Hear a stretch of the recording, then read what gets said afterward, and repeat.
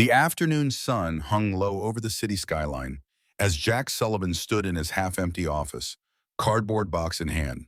15 years of work, of climbing the corporate ladder, reduced to a single container of personal effects. The termination notice lay crumpled in his pocket, the words "company restructuring" and "position eliminated" still burning in his mind. 3 months of severance wouldn't stretch far, not with the mortgage payments already 2 months behind. At 47, starting over wasn't part of any plan. Rain pattered against the windshield as Jack drove home, the wipers keeping uneven time with the thoughts racing through his mind. Bailey would be waiting, probably already packing for her weekend trip with friends.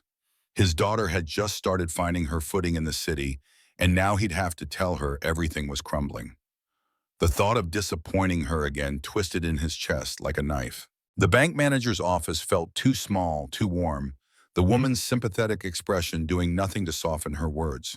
30 days until foreclosure proceedings would begin. No, an extension wasn't possible. No, they couldn't rework the terms. The housing market was already saturated with properties like his. Jack's fingers dug into his thighs as he nodded mechanically, the humiliation burning worse than the panic. Bailey's reaction cut deeper than expected, her eyes widening in disbelief before narrowing with accusation. "We're losing the house? How could you let this happen?" Jack had no answer that wouldn't sound like an excuse. He watched her storm off to her room, the slam of her door punctuating his failure.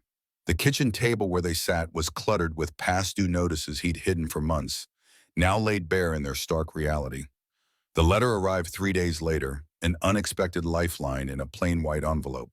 A law firm in Arizona informing Jack that his grandmother, Margaret Sullivan, had passed away 6 months ago. The wheels of estate settlement turned slowly, but finally the deed to her property in Copper Canyon, New Mexico, was ready for transfer. Jack hadn't seen his grandmother in nearly 30 years, had barely thought of her since leaving at 18, determined to make his own way. Now she was offering shelter when he needed it most. Bailey refused to consider the option, her voice rising with each objection. Leave the city? For some dirt house in the desert? With what job prospects? What future? She paced their living room, arms wrapped tightly around herself. "You're dragging me down with you." Jack let her words wash over him, understanding her fear masked as anger. At 24, she'd built a life here, had friends, connections, but her remote marketing job could travel, and they had nowhere else to go. The drive to New Mexico stretched long and tense across 2 days, conversations sparse between father and daughter. Bailey spent most hours with earbuds in, staring out the passenger window at the changing landscape. The familiar urban sprawl gradually gave way to open spaces, then to the stark beauty of the desert. Jack found himself watching her when she wasn't looking, catching glimpses of the determined set of her jaw that reminded him painfully of her mother. Copper Canyon appeared suddenly around a bend in the highway, a small collection of sun-bleached buildings nestled against red rock formations. The main street ran straight through town, lined with modest storefronts, a hardware store, a diner, and a small market. People moved unhurriedly along the sidewalks, stopping to chat with neighbors. Jack felt Bailey's skepticism radiating beside him as he slowed the truck, checking street signs against the directions. The dirt road leading to Margaret's house stretched 2 miles outside town, dust billowing behind their truck. When they finally crested the small rise, Jack's hands tightened on the steering wheel. The house sat alone against the landscape, adobe walls weathered to a pale tan, the wooden porch sagging dangerously on one side. What had once been a garden was now overgrown with desert scrub. Bailey's laugh held no humor. "This is it? This is our great inheritance?" Jack didn't answer, couldn't find words to counter the despair settling in his stomach. Clouds gathered as they pulled up to the house, unusually dark for the desert. The wind picked up, driving sand against the truck with increasing force.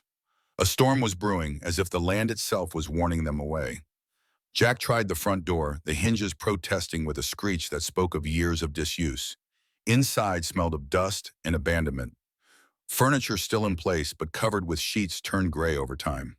The first drops of rain began to fall as they carried in their few belongings. Within minutes, the desert storm unleashed its fury, rain hammering the roof and windows with shocking violence. Bailey stood in the center of the main room, her expression unreadable in the dim light.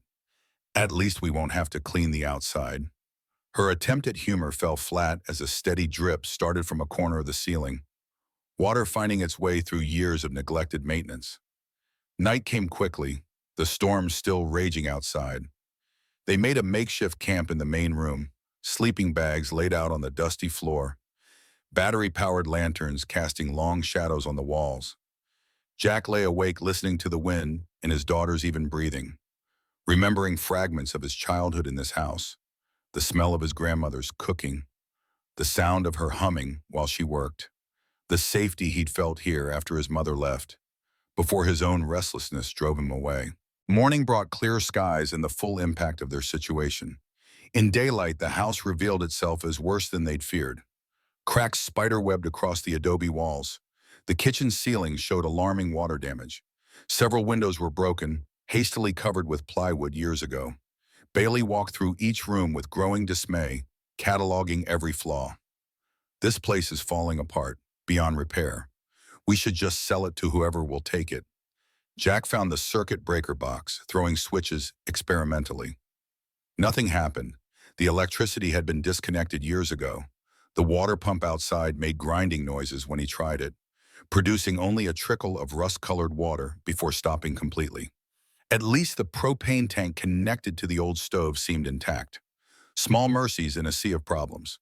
They spent the morning clearing out the main room, wearing dust masks against years of accumulated grime. Under sheets and cobwebs, the furniture revealed itself to be solidly built, handcrafted pieces that had weathered the years surprisingly well. A heavy oak dining table, chairs with intricate carvings along the backs, a sideboard with drawers that still slid smoothly on their runners.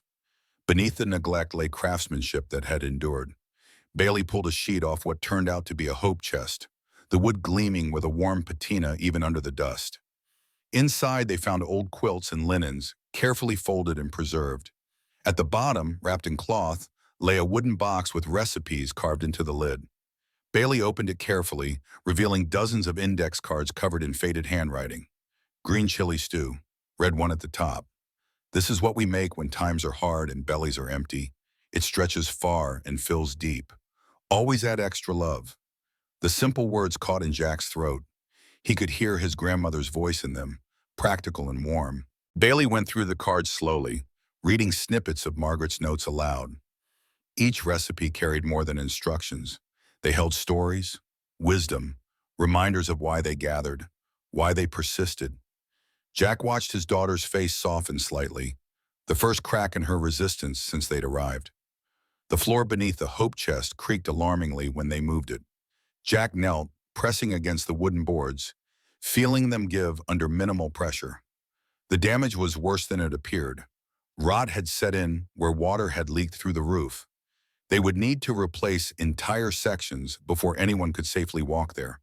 Another item for the growing list of necessary repairs. Outside, they discovered a cement walkway partially hidden by overgrowth. Bailey cleared away the weeds, revealing handprints pressed into the concrete. Multiple sizes, from tiny child hands to adult ones, with faded inscription, "My children, my heart," and the date 1965. Jack stared at the prints, recognizing his mother's child-sized hand, his own smaller print added years later. Bailey crouched beside him, measuring her hand against the impressions of people she'd never met, connected by blood and concrete memory. The sound of an approaching vehicle drew their attention. An old pickup truck stopped at the edge of the property, dust settling around it in the still air. The driver, an elderly man with deeply lined face and white hair, leaned heavily on a cane as he made his way toward them. His eyes, sharp beneath bushy brows, fixed on Jack with unsettling intensity. "You're Margaret's grandson." The words weren't a question, but a recognition. Jack nodded, extended his hand. "Frank Delgado, I've lived down the road for 60 years. Your grandmother was the heart of this community." Frank declined their offer to come inside, casting a knowing eye at the state of the house. Instead, they sat on the porch steps as he told them about Margaret Sullivan, filling in the 30-year gap in Jack's knowledge. How she'd organized the town during the flood of '97. How her garden had fed half the county during the drought years. How she'd stood up against the mining company when they tried to buy out local landowners. This whole town owes her their lives one way or another. Never saw a woman with more backbone. Bailey listened intently, asking questions Jack hadn't thought to ask, drawing out stories that painted a picture of a woman far different from the aging grandmother he remembered. Frank pointed toward the hillside behind the house. Your property goes all the way up to the ridgeline, 15 acres total. Margaret used to have gardens terraced up the slope. Best tomatoes in the county grew up there. Something about the angle of the sun. Jack blinked in surprise. He'd assumed the property was just the house and immediate yard. 15 acres represented far more than he'd imagined, though in its current state, quantity didn't translate to value. As Frank prepared to leave, he fixed Jack with a penetrating stare. Word travels fast in small towns. People already know Margaret's grandson has come back. They'll be watching to see if you're made of the same stuff she was. Jack felt the weight of expectations settle uncomfortably on his shoulders. He wasn't here to take up his grandmother's mantle, just to shelter in the only option left. Yet something in the old man's words stirred a forgotten sense of pride. You'll need help with that roof before the next rain. I'll send Raymond Martinez over to look at it. Bailey insisted on exploring the property boundaries after Frank left. They hiked up the hillside behind the house, picking their way through overgrown paths that had once been well-trodden. Halfway up, they found the remnants of terraced gardens, retaining walls made of local stone, irrigation channels designed to maximize the rare rainfall. The higher they climbed, the more the land revealed its past purpose and care. At the top, a flat area held the ruins of what might have been a small structure, foundation stones laid in a careful rectangle. The view from the hilltop stretched for miles, desert landscape rolling away toward distant mountains. Below, they could see the entire property, the house looking small and vulnerable from this height. Bailey's expression shifted as she took it all in, something calculating, replacing the dismissal she'd shown earlier. There's potential here, not just for us. This view alone is worth something.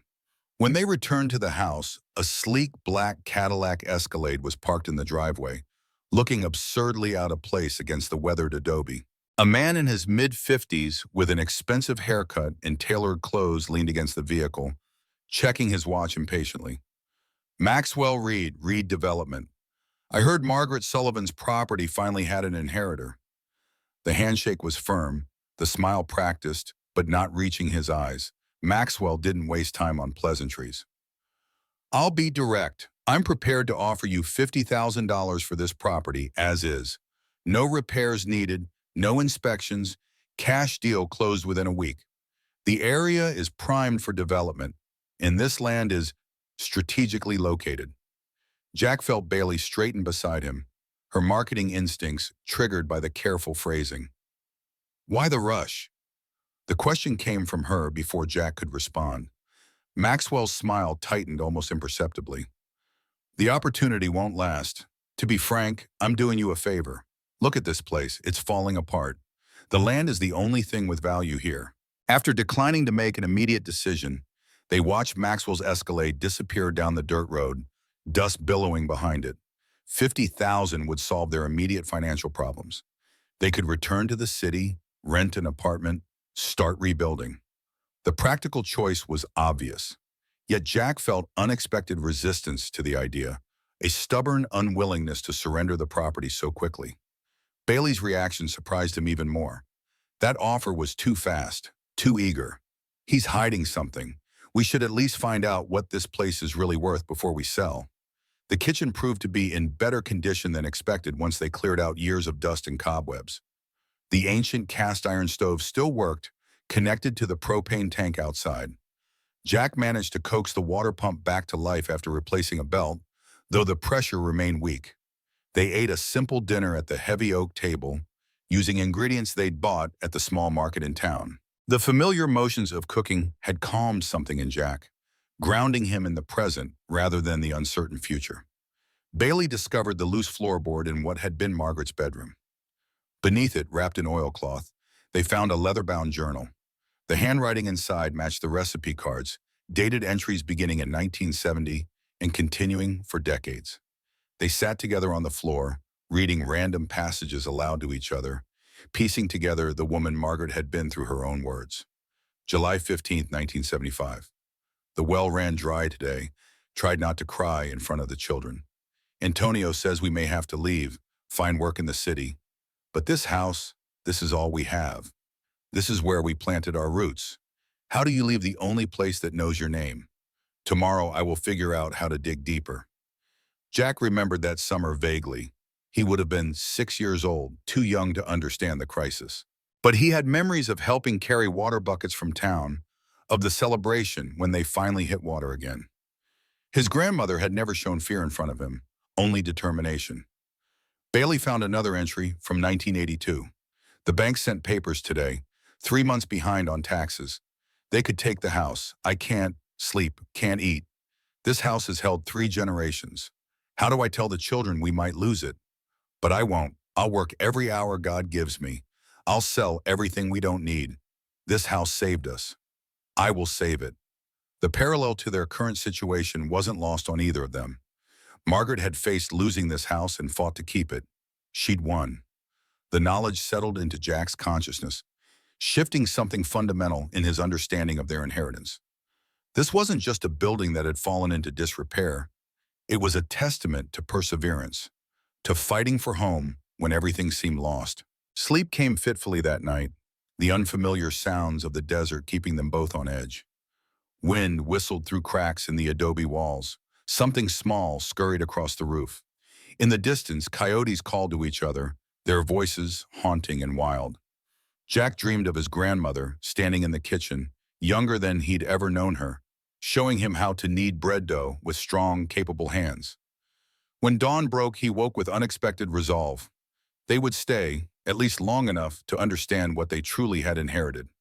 The hardware store in town was their first stop that morning. Inside, dust motes danced in shafts of sunlight, the shelves packed with practical necessities rather than shiny displays. The man behind the counter looked up from his newspaper with undisguised curiosity. Howard Reyes, third-generation owner, his deeply tanned face a map of lines earned under the desert sun. Jack explained they needed supplies for basic repairs at the Sullivan place. Howard's eyebrows rose slightly. That house has been empty, going on 6 years now. Seen a lot of people talk about fixing things. Talk is easy. Jack felt a flash of irritation at the dismissal. I'm not much for talking, more for doing. He began listing what they needed: roofing materials, lumber for floor repairs, plumbing supplies. Howard watched him with skeptical eyes but began gathering the items without comment. As he rang up their purchases, he mentioned casually that Hank Vasquez was looking for ranch help if Jack needed work. Cattle operation north of town. Pays not great, but it's steady. The offer came with clear subtext. Prove you're willing to work, and maybe the town will take you seriously. Bailey remained in town while Jack drove out to the Vasquez ranch. The property sprawled across the landscape, much larger than he'd anticipated. Hank Vasquez, a weathered 60-something man with forearms like steel cables, was repairing a section of fence when Jack pulled up. The rancher listened to Jack's introduction with impassive eyes, then pointed to a damaged stretch of fencing. Fix that section yet? Jack sized up the task. Complicated, but not impossible. Without waiting for further invitation, he removed his jacket, rolled up his sleeves, and set to work.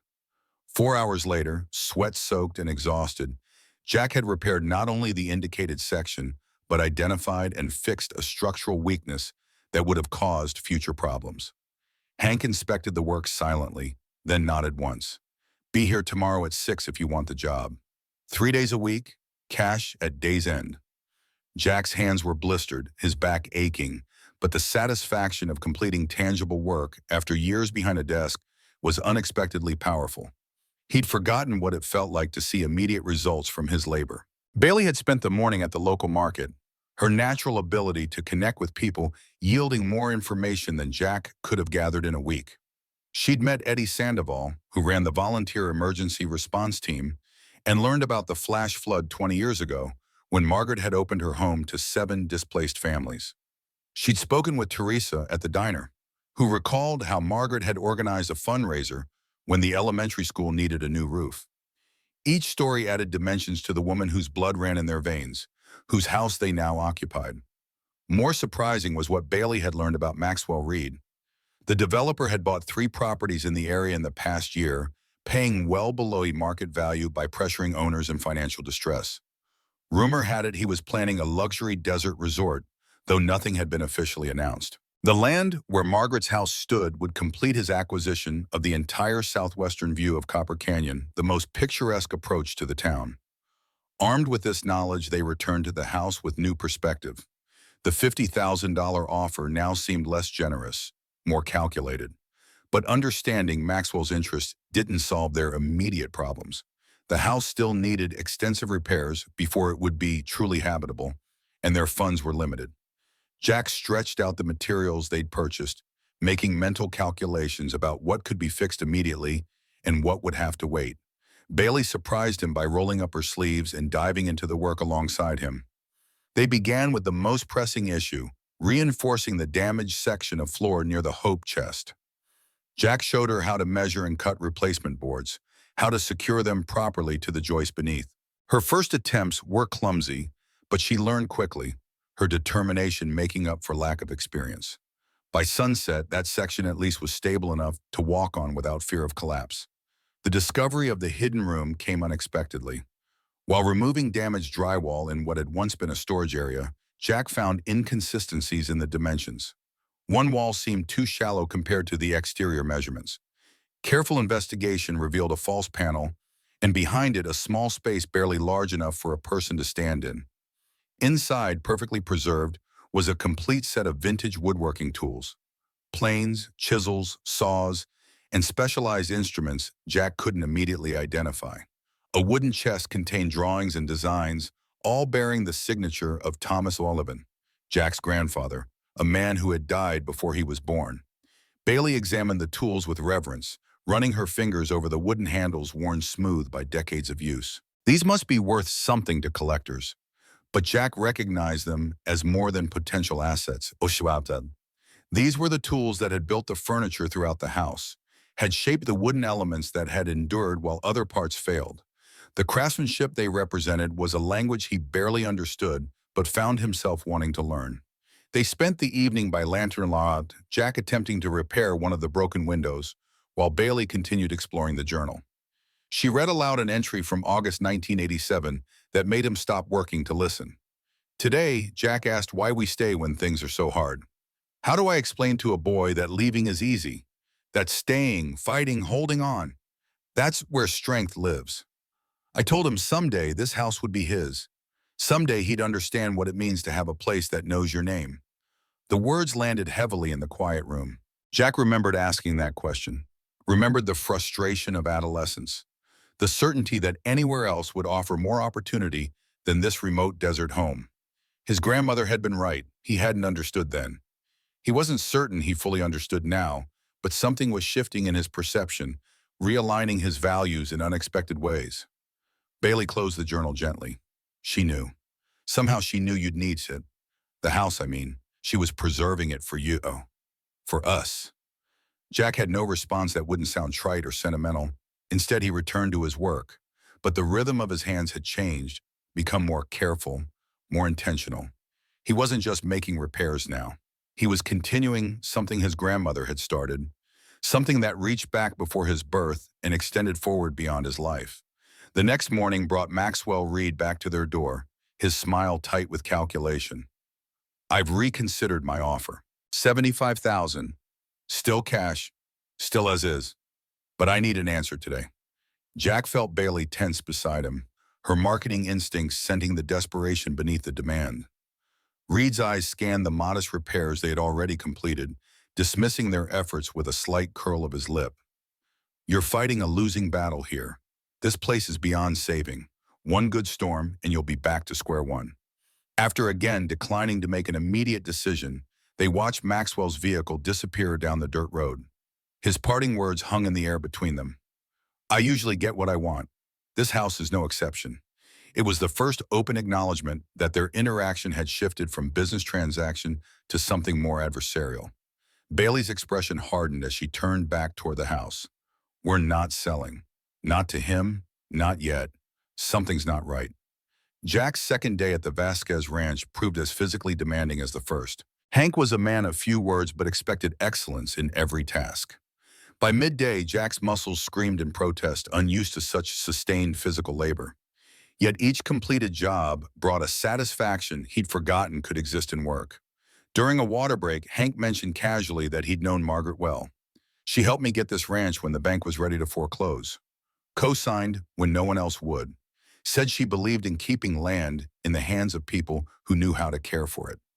The conversation continued in fits and starts throughout the afternoon, Hank gradually revealing more about Margaret's role in the community. She'd been the unofficial mediator of local disputes, the keeper of town history, the one people turned to in crisis. More than that, she'd been a guardian of traditional knowledge. Farming methods suited to the harsh desert conditions, building techniques that withstood the extreme temperatures, preservation methods that sustained families through lean times. With her passing, much of that knowledge had been lost, or at least gone dormant. Bailey spent the day cleaning out the kitchen properly, scrubbing decades of grime from surfaces, organizing what could be salvaged and discarding what couldn't. In a cabinet above the ancient refrigerator, she discovered a metal box containing photographs spanning generations, pictures of Margaret as a young woman, standing proudly in front of the newly built house, Jack's mother as a child, grinning with missing front teeth, Jack himself at various ages, the final photos showing him as a sullen teenager, already planning his escape. Most surprising were the photos of Bailey as an infant, proof that Margaret had met her great-granddaughter at least once. Jack had no memory of this visit, but there was the evidence. His grandmother holding the newborn Bailey, tears of joy on her lined face. Another photo showed Carmen, Bailey's mother, sitting at the very kitchen table Bailey had just cleaned, laughing at something beyond the camera's frame. A visit lost to memory, but preserved in these images. The photographs added another dimension to their understanding of inheritance. This wasn't simply property passing from one generation to the next. It was a continuity of presence, of belonging, of history lived within these walls. Bailey arranged selected photos on the freshly cleaned mantel in the main room, creating a visual timeline of the family that had occupied this space. Seeing their faces together made the house feel less abandoned, more like a home temporarily neglected, but never truly empty. By the third day, they had established a rhythm of work, dividing tasks according to urgency and ability. Jack focused on structural repairs, reinforcing weakened joists, replacing damaged adobe bricks, sealing leaks in the roof where he could reach them. Bailey tackled the interior, removing years of dust and cobwebs, determining what could be cleaned versus what needed replacement, organizing the usable spaces. The work was endless, often discouraging, but each small improvement brought its own satisfaction. The weather radio they'd purchased warned of another storm approaching, this one potentially more severe than the first. Jack accelerated his work on the roof, knowing they couldn't afford further water damage. He'd managed to patch the most critical areas, but large sections remained vulnerable. Bailey helped by handing up materials, holding the ladder steady, learning the basics of roof repair through observation and occasional questions. Their teamwork developed naturally, father and daughter finding common purpose in the shared labor. When Raymond Martinez finally arrived to assess the roof, his inspection was thorough and his verdict blunt. The roof needs complete replacement. Patching will buy you weeks, maybe months, but not seasons. His weathered face softened at their obvious disappointment, but the structure itself is solid. Adobe built right will stand for centuries. Margaret knew what she was doing with the bones of this place. It's just the skin that needs healing. Raymond explained he could help with the most critical repairs if they purchased materials and assisted with labor. His knowledge of traditional building methods proved invaluable as he showed Jack how to properly mix mud and straw for adobe repairs, how to recognize load-bearing walls versus cosmetic ones, how to prioritize structural integrity over appearance. This house was built with desert wisdom, designed to stay cool in summer, warm in winter, with thick walls that breathe with the seasons. Modern replacements would actually weaken it. As darkness fell, they sat on the porch steps, watching the storm clouds gather on the horizon. Lightning flashed in the distance, illuminating the desert landscape in brief, electric moments. The air felt heavy with anticipation, the distinctive smell of rain on dry earth already perceptible though no drops had fallen. Jack found himself thinking of all the storms this house had weathered before, all the generations who had watched from the same vantage point as nature displayed its power across the vast landscape. The first raindrops hit just after midnight, a gentle patter that quickly intensified to a downpour. Jack and Bailey moved through the house, placing buckets under known leaks, watching anxiously for new ones to appear. The patches on the roof seemed to be holding in most places, but water found other weaknesses. Around window frames, through cracks in the adobe walls, up from the foundation in one corner of the main room. Each new intrusion felt like a failure, evidence of how much remained broken despite their efforts. The wind increased, howling around the corners of the house like a living thing seeking entrance. A particularly strong gust tore a section of temporarily repaired roofing from above the kitchen. Rain poured in immediately, soaking the area they'd just spent days cleaning.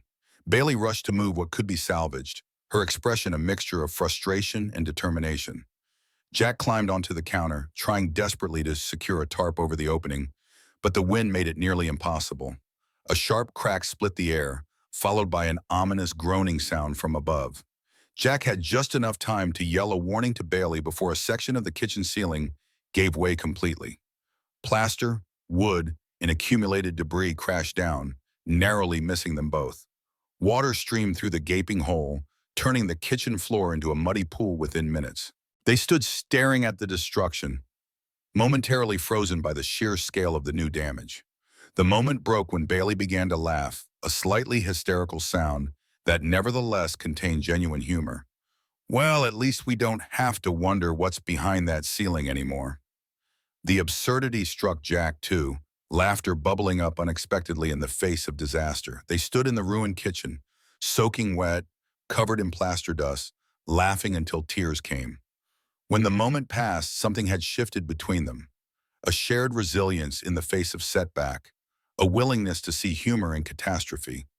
They spent the remainder of the night in the truck, unable to safely stay in the house with the ceiling compromised. Rain drummed on the metal roof, creating a cocoon of sound around them. Bailey curled in the passenger seat, looking younger in sleep than her 24 years. Jack watched her for a while, then turned his gaze toward the house, barely visible through the rain-streaked windshield. In the dark, it was easy to imagine Margaret sitting on that porch, watching similar storms, facing similar challenges with the same determination they would need to find. Dawn revealed the full extent of the damage. The kitchen was a disaster zone, ceiling open to the sky in a 3-foot section, debris scattered across every surface. Water had pooled and spread to adjacent rooms, warping floorboards and saturating baseboards. The storm had passed, but its consequences remained in every drip, every sagging surface, every new stain spreading across previously undamaged areas. Standing amid the wreckage, Jack felt a moment of pure despair. Maxwell Reed's words echoed uncomfortably in his mind. "You're fighting a losing battle." The house seemed to be actively resisting their efforts, revealing new damage faster than they could repair the old. The practical choice would be to accept defeat, take Reed's offer, walk away with something rather than pour more resources into this sinkhole of need. The thought formed clearly, temptingly simple in its logic. Bailey's voice broke through his thoughts, surprisingly firm. "We're not giving up." Her eyes held the same determination he'd seen in the photographs of Margaret, the same stubborn refusal to surrender to circumstances. "Not when we've just started. Not when we know what this place meant to her." She picked up a piece of fallen ceiling, examining it before tossing it into a growing pile of debris. "Besides, I think there's something valuable here that Reed knows about. Something worth more than he's offering." The knock at the door came as they were clearing the last of the debris from the kitchen. Frank Delgado stood on the porch, taking in their appearance. Clothes still damp and plaster-streaked, exhaustion evident in every movement. Without preamble, he announced they would be staying with him until the house was safe again. His tone brooked no argument, the offer clearly a command rather than a suggestion. "Margaret would haunt me forever if I let her family sleep in a truck or under a broken roof." Frank's house was small but meticulously maintained, every surface gleaming with care despite its modest furnishings. His wife Beatrice, a tiny woman with silver hair and bright eyes, welcomed them with immediate warmth, insisting on feeding them before they could even wash up. The meal was simple but abundant: beans, rice, tortillas made by hand that morning. Jack realized with surprise it was the first proper meal they'd had since arriving, their focus on work having reduced eating to a utilitarian necessity rather than nourishment. Over dinner, Beatrice shared stories about Margaret that Frank hadn't mentioned. How she'd taught half the women in town to preserve food for winter. How she'd delivered babies when the doctor couldn't reach them in time. How she'd organized literacy classes for the farm workers' children in her kitchen. Each story revealed another facet of the woman Jack had known only as his grandmother, painting a picture of someone whose impact extended far beyond her family, whose absence had left a palpable void in the community. Sleeping that night in a proper bed, clean and fed, and momentarily relieved of immediate crisis, Jack found his thoughts circling back to the house. Not as it was now, damaged and neglected, but as it could be. The bones were good, Raymond had said. The structure itself was sound. Like Margaret herself, the house had been built to endure, to shelter, to provide sanctuary through the harshest conditions. Generations had found refuge within those walls. With enough work, with enough care, perhaps it could serve that purpose again. Morning brought new determination and unexpected help. Frank made calls, and by mid-morning, 3 pickup trucks had arrived at Margaret's house, carrying Raymond and 5 other men from town. Without fanfare or discussion, they unloaded tools and materials and began working on the collapsed ceiling. When Jack tried to thank them, Raymond waved him off. "We're not doing this for you, we're doing it for her. Now pick up a hammer and make yourself useful." Working alongside these men, most of whom had known Margaret for decades, Jack began to understand the true nature of his inheritance. It wasn't just land and a building, but a place in a community, a link in a chain of mutual aid and responsibility that stretched back generations. These people had come not out of charity, but out of respect for what Margaret had given them throughout her life. They were honoring her by helping her grandson, regardless of whether they thought him worthy of such help. By sunset, the kitchen ceiling had been temporarily but securely repaired, the whole covered with new plywood and waterproofed until proper materials could be obtained. The men departed as simply as they had arrived, declining offers of payment, asking only that Jack and Bailey do right by the property. The phrase held weight beyond its simple words, an expectation that they would honor what Margaret had built, would continue what she had started. Returning to the house that evening, now safe enough to occupy again, Jack and Bailey faced the remaining damage with renewed perspective. The task remained enormous, the obstacles significant, but something fundamental had shifted in their approach. This wasn't just a desperate last resort, a temporary shelter until better options appeared. It was a responsibility, a continuation, a trust they had inherited along with the adobe walls and wooden beams. Bailey settled on those porch steps, Margaret's journal open in her lap, reading by the last light of day. Jack sat beside her, muscles aching from unaccustomed labor, but mind clearer than it had been in months. Together they watched the desert sunset transform the landscape, painting the scrubby terrain in gold and amber, the distant mountains purple against the darkening sky. Neither spoke, but the silence between them had transformed from tense to companionable, filled with shared purpose rather than divided expectations. Tomorrow would bring more work, more challenges, more discoveries about the house and the woman who had preserved it for them. But tonight, for the first time since receiving the inheritance, Jack felt something like peace settle in his chest. The house wasn't just a building that had fallen into disrepair. It was a legacy of perseverance, of fighting for home when everything seemed lost. And perhaps, in saving it, they might find themselves saved as well. Frank's home breathed history from every corner, photographs crowding the walls, handmade quilts draped over well-worn furniture, shelves lined with books whose spines had cracked from frequent reading. The guest room where Jack and Bailey stayed reflected the same care evident throughout the house. A quilt with intricate geometric patterns stretched across the bed, handcrafted wood furniture polished to a soft glow, curtains that Beatrice had clearly embroidered herself. This wasn't just shelter, it was a testament to lives spent creating beauty from simplicity. Morning arrived with the scent of coffee and fresh tortillas. Bailey emerged first, drawn by the kitchen sounds. Jack heard the murmur of female voices, his daughter and Beatrice already deep in conversation. By the time he joined them, Bailey was helping prepare breakfast, learning the technique for properly flipping tortillas on the cast iron griddle. The domesticity of the scene caught him off guard. Bailey had never shown interest in cooking before. had always been too busy with her career trajectory to bother with what she called traditional gender roles. Frank outlined a pragmatic approach to their situation over breakfast. The ceiling repair was temporary. They needed proper materials for a permanent fix. The water pump needed professional attention. The electrical system would need complete rewiring to meet current codes. Each item on his list represented days of work and hundreds of dollars they didn't have. Yet Frank presented these not as obstacles, but as necessary steps in a journey, challenges to overcome rather than reasons to retreat. Jack's third day at the Vasquez Ranch brought unexpected rewards. Hank mentioned offhandedly that the cattle needed moving to higher pasture, then handed Jack the reins of a bay mare with intelligent eyes. The horse, Mariposa, seemed to understand his inexperience, responding to the slightest guidance as they spent the day herding cattle across terrain too rugged for vehicles.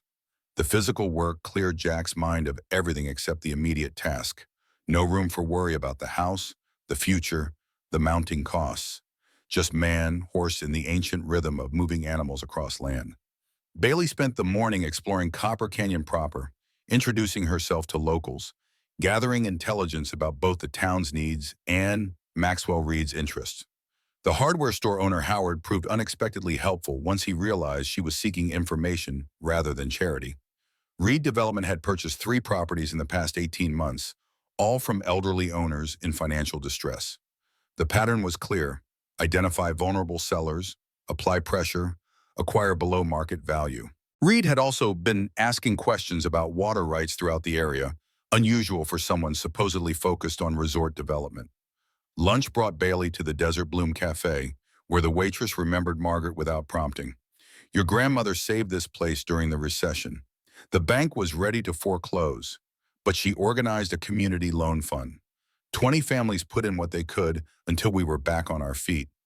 Bailey ate her enchiladas slowly, absorbing the impact her great-grandmother had made on this small town. The woman described in these stories bore little resemblance to the aging grandmother Jack had occasionally mentioned, those fragments forming a picture of someone quietly ordinary, not the community pillar these people described. Frank's niece Carmen arrived that evening, bringing medical supplies from the clinic where she worked as a nurse. At 30, Carmen carried herself with quiet confidence, her dark hair pulled back in a practical braid, her movements efficient and purposeful. She'd come ostensibly to check Frank's blood pressure, but her curious glances toward Jack and Bailey revealed additional motivation. Frank made introductions with barely concealed matchmaking intentions that made Jack inwardly cringe and Bailey visibly smirk. Carmen's interest shifted quickly from polite small talk to genuine engagement when she learned they were restoring Margaret's house. I've been documenting traditional adobe homes in the area before they disappear. The cultural heritage here is vanishing as older residents pass away and properties get sold to developers. Margaret's house is one of the few that still has original features intact. Her enthusiasm proved contagious, her knowledge of local architecture both practical and passionate. She offered to come see their progress, her expertise potentially valuable for authentic restoration. Night found them sitting on Frank's porch, watching stars emerge in a sky untainted by city light pollution. Carmen explained the cultural significance of adobe construction in the region, how it represented adaptation to harsh conditions, utilizing local materials, creating dwellings that regulated temperature naturally through thick walls that absorbed heat during day and released it at night. These weren't just buildings, they were a physical embodiment of cultural wisdom, each one containing techniques passed through generations that modern construction had largely abandoned. Weeks of corporate office work hadn't prepared Jack for the bone-deep exhaustion of ranch labor. His muscles screamed protest with each movement as he collapsed into bed that night. Yet the physical toll brought unexpected peace, dreamless sleep that arrived quickly and lasted until dawn. For the first time since losing his job, his mind wasn't racing with anxiety when he closed his eyes. The simplicity of tangible work, of visible progress, had temporarily quieted the voices of failure that had haunted him for months. Bailey woke before sunrise, slipping out to the porch with Margaret's journal. In the growing light, she read entries from the 1990s, when Margaret had apparently organized resistance against a mining company's attempt to expand operations that threatened the local water table. The fight had lasted years, the town dividing between economic opportunity and environmental protection. Margaret had stood firm against threats and bribes, eventually helping secure legal protection for the watershed that served the entire valley. The parallels to Maxwell Reed's current maneuvers were difficult to ignore. Carmen arrived mid-morning to examine the house, her assessment both professional and personal. She moved through each room with careful attention, noting architectural features, running fingers along adobe walls with reverence, occasionally closing her eyes as if communing with the structure itself. This place has integrity. It was built with knowledge that predates modern construction. The way it's positioned on the land, the thickness of the walls, the placement of windows, all designed to work with the desert rather than against it. Her admiration validated their growing attachment to the property in ways Frank's nostalgic memories hadn't quite managed. The discovery of the tin box came as Bailey cleaned out what had been Margaret's bedroom closet. Hidden beneath a loose floorboard, the metal container had protected its contents from the elements and rodents that had damaged other parts of the house. Inside lay dozens of photographs spanning decades, black and white images from the 1960s showing Margaret young and determined, color snapshots from the 1970s and 80s capturing community gatherings at the house, more recent digital prints documenting the growth of gardens, the changing landscape, the aging of friends who remained constant throughout the visual history. Most revealing were photos Bailey had never seen of herself as an infant in Margaret's arms, proof of a connection she hadn't known existed. Jack appeared uncomfortable when she showed him these images, his expression clouding with what might have been regret. "I only brought you here once, when you were 6 months old. Your mother insisted Margaret should meet you. After that, life got busy. Work took over. We kept saying we'd visit again, but something always came up." The admission hung between them, an acknowledgement of opportunities lost, connections severed by nothing more consequential than the mundane priorities that so often reshape family bonds. Raymond Martinez arrived with his teenage nephew in tow, the boy's sullen expression telegraphing that this visit was not voluntary.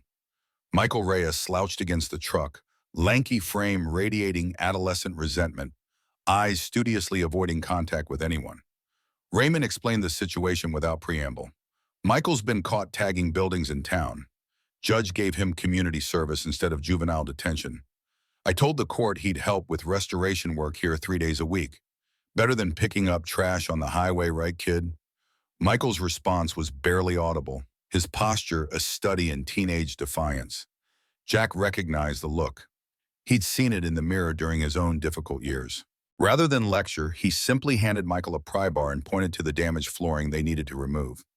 The physical labor provided neutral ground, allowing the boy space without forced conversation. By afternoon, Michael had shed his hoodie and was working with surprising efficiency, his initial resistance giving way to the quiet satisfaction of tangible progress. When Jack demonstrated how to properly measure replacement boards, the teen paid close attention, asking questions that revealed intelligence behind the practiced indifference. Carmen arrived with lunch, her appearance triggering an immediate change in Michael's demeanor.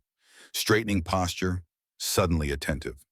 The teen's crush was obvious to everyone except possibly Carmen herself, who treated him with the same warm respect she showed everyone. She'd brought her laptop, eager to show them historical photos of similar houses in the region, pointing out architectural features they might want to preserve or restore. Her enthusiasm provided context for their work, not just fixing a building, but preserving cultural heritage, continuing traditions that stretched back centuries. The blanket discovery transformed Bailey's perception of Margaret entirely. Wrapped carefully in plastic and stored in a cedar chest, the hand-woven textile emerged in a riot of color that had somehow resisted fading over decades. The geometric patterns told stories through symbols, mountain ranges, rainfall, growing plants, all rendered in vibrant indigo, crimson, gold, and earth tones. The craftsmanship was extraordinary, each thread placed with mathematical precision, the overall design complex but harmonious. This wasn't just a blanket, it was fine art masquerading as a functional object. Beatrice identified it immediately when they brought it to Frank's house that evening. Margaret's State Fair piece. She won second place with this in 1907. I remember how proud she was. Frank nodded, adding unexpected context. She sold it to a family from Albuquerque, needed money more than ribbons that year. The wife brought it back after her husband died, said it belonged here, had a spirit that needed to be home. Bailey draped it over the back of the couch they'd salvaged, its colors immediately warming the space, transforming it from merely functional to intentionally beautiful. Not just shelter, but home. Michael arrived the next morning without Raymond, having walked 3 miles from town rather than wait for a ride. His explanation was dismissive, nothing better to do anyway, but the initiative spoke volumes. Jack set him to work on the wooden trim around windows, showing him how to carefully remove layers of peeling paint without damaging the original wood beneath. The teen's hands proved surprisingly steady, his attention to detail unexpected. When Jack mentioned the vintage woodworking tools they discovered, Michael's interest sparked visibly, his questions becoming more engaged, more curious. The workshop space gradually took shape in what had been a storage room, Jack and Michael working together to create proper organization for the vintage tools. Each instrument needed cleaning, some required restoration. All deserved respect for the craftsmanship they represented. Jack researched proper techniques online during evenings at Frank's house, determined to honor these implements by using them correctly. Michael absorbed the information like parched ground taking rain, his natural aptitude for working with his hands becoming more evident daily. The teen who had arrived slouching and resentful was slowly revealing a different self, focused, capable, hungry for skills no one had thought to teach him. Bailey's remote marketing job provided structure to her days and critical income to their budget. She created a makeshift office in a corner of the main room, her laptop connecting her to the corporate world that had once been her entire focus. The contrast between video conference calls with clients in New York and Chicago and the adobe walls surrounding her computer sometimes struck her as surreal. Yet the dual existence offered unexpected perspective. The urgency of urban deadlines seemed less consuming against the backdrop of a house that had stood for generations, that would likely remain when today's marketing campaigns were long forgotten. Maxwell Reed's black Escalade appeared again exactly 2 weeks after their arrival. His smile seemed more strained this time, his designer clothes slightly too formal for the setting, as if he dressed for the negotiation he expected rather than the dusty reality of the property. "I see you've been making improvements. Admirable, if ultimately impractical. My offer stands at $75,000, but not indefinitely. The market shifts quickly." Jack felt a flicker of satisfaction at the developer's barely concealed irritation. They were clearly not following his expected script, not behaving like desperate sellers eager for quick cash. Reed's parting comment held an edge of warning rather than friendly advice. "You might want to check your property tax status. Older properties like this often have complications." The seemingly casual suggestion raised immediate alarms. Bailey spent that afternoon researching online, discovering that property tax records for Margaret's house showed 3 years of delinquent payments. The taxes had been paid regularly until her death, then apparently overlooked in the confusion of estate settlement. The amount now totaled nearly $18,000, including penalties and interest, far beyond their current financial resources. The discovery cast a shadow over their progress, the deadline for payment suddenly looming over every decision. 60 days before the county could initiate foreclosure proceedings, 60 days to somehow generate funds they didn't have, 60 days before all their work might prove meaningless. That evening, Bailey threw herself into analyzing property records more deeply, looking for anything that might help their situation. Records showed conflicting information about the property boundaries. Older documents indicated 15 acres, while more recent tax assessments listed only 2. Frank confirmed their suspicions when shown the discrepancy. Margaret's property runs all the way up the hill and along the ridge. Always has. The smaller assessment started after some confusion with county records in the 1990s, but she never bothered to correct it since it meant lower tax bills. The revelation changed everything. 15 acres, including hilltop land, with panoramic views, represented significantly more value than just the house and immediate surroundings. Maxwell Reed's eager interest suddenly made perfect sense. Carmen's arrival with historical maps from the county archives provided final confirmation. The original property boundaries encompassed not just the house and garden areas, but the entire hillside with its commanding views of the valley. Reed Development had purchased surrounding parcels, but needed Margaret's land to complete their holdings along the most scenic approach to Copper Canyon. What they'd assumed was a dilapidated house with minimal land was actually a key strategic property with development potential Reed had recognized and deliberately concealed. The town hall meeting regarding future development brought unexpected confrontation. Maxwell Reed presented sleek architectural renderings of Copper Canyon Resort and Spa, positioning it as economic salvation for the struggling town. New jobs, increased property values, tax revenue for infrastructure improvements. His presentation was polished, persuasive, clearly designed to appeal to practical concerns rather than emotional attachments to the past. Several business owners nodded along, won over by promises of tourist dollars and growth opportunities. Jack hadn't planned to speak, had attended merely to gather information. But when Reed displayed a map showing the proposed development footprint, which included Margaret's property marked as pending acquisition, something snapped. He stood, interrupting the carefully choreographed presentation. That property is not pending acquisition. It's not for sale. Reed's smile remained fixed, but his eyes hardened. Everyone has a price, Mr. Sullivan. It's simply a matter of finding the right number. The public exchange transformed their private disagreement into community knowledge, drawing lines that divided the town between development and preservation. Aftermath of the meeting revealed complex community dynamics. Some residents approached Jack with support, grateful someone was standing against outside development. Others avoided eye contact, clearly seeing him as an obstacle to economic opportunity. The hardware store owner Howard captured the division succinctly. Half the town thinks you're preserving their heritage. Other half thinks you're killing their future. Welcome to small-town politics. The mixed reception complicated their position. They weren't just deciding the fate of a house now, but potentially influencing the economic trajectory of an entire community. Michael's attitude toward the restoration work shifted dramatically when Jack showed him the collection of vintage woodworking tools. The teen's hands hovered over the implements with something approaching reverence, his questions becoming more technical, more engaged. Jack explained what he'd learned about the craftsmanship behind the furniture throughout the house, all apparently created by his grandfather Thomas using these very tools.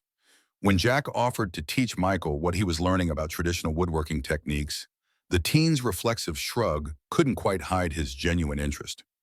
Their first project together was restoring a damaged chair from the dining set, the wood still solid but joints loosened by years of neglect. Jack demonstrated techniques for disassembly without causing further damage, proper cleaning of wooden components, preparation of hide glue using traditional methods. Michael absorbed everything with surprising focus, his hands proving naturally skilled at detailed work. By day's end, they'd restored the chair to functionality, the accomplishment visibly affecting the teen who had arrived just weeks earlier, radiating apathy and resentment. Bailey expanded her research beyond property records to Maxwell Reed himself, using marketing databases she had access to through work. Reed Development had followed similar patterns in 3 other small communities across the Southwest.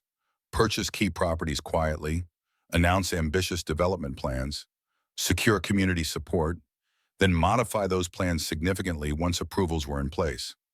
The finished projects invariably consumed more resources than initially projected, particularly water, while delivering fewer community benefits than promised. The research confirmed their suspicions.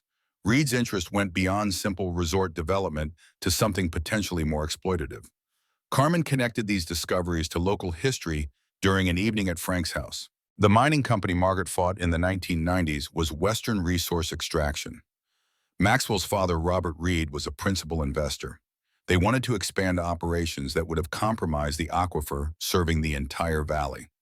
The revelation transformed their understanding of the current conflict. This wasn't just about property or development, but a continuation of a decades-long battle over the region's resources, with Reed potentially seeking revenge as much as profit. Jack returned to Margaret's house each day, working alongside Michael on essential repairs. The teen's community service hours had technically been completed, yet he continued showing up. His interest in woodworking, providing motivation his school had apparently failed to inspire. Jack recognized the opportunity to influence a young man clearly lacking positive male guidance. The restoration work provided natural context for conversations about craftsmanship, patience, attention to detail, values that extended beyond carpentry to character itself. Without explicit lectures, Jack found himself mentoring through example and shared labor. Bailey's marketing expertise proved valuable as she developed a comprehensive business plan centered on the property's potential as both cultural heritage site and educational center. Her concept combined traditional craft workshops using Thomas Sullivan's tools and techniques, accommodations for visitors interested in adobe restoration, and agricultural demonstrations utilizing Margaret's terraced gardens. The plan leveraged growing interest in sustainable building methods and cultural tourism, potentially generating income while preserving rather than developing the property. The discovery in the attic storage space came unexpectedly as Jack and Michael investigated roof leaks from inside. Behind stacked boxes of old magazines and household items sat a wooden trunk secured with a simple hasp. Inside, carefully organized and protected by wool cloths, lay what appeared to be the complete body of work from Thomas Sullivan's career as a craftsman. Detailed drawings for furniture designs, each meticulously annotated with measurements and techniques.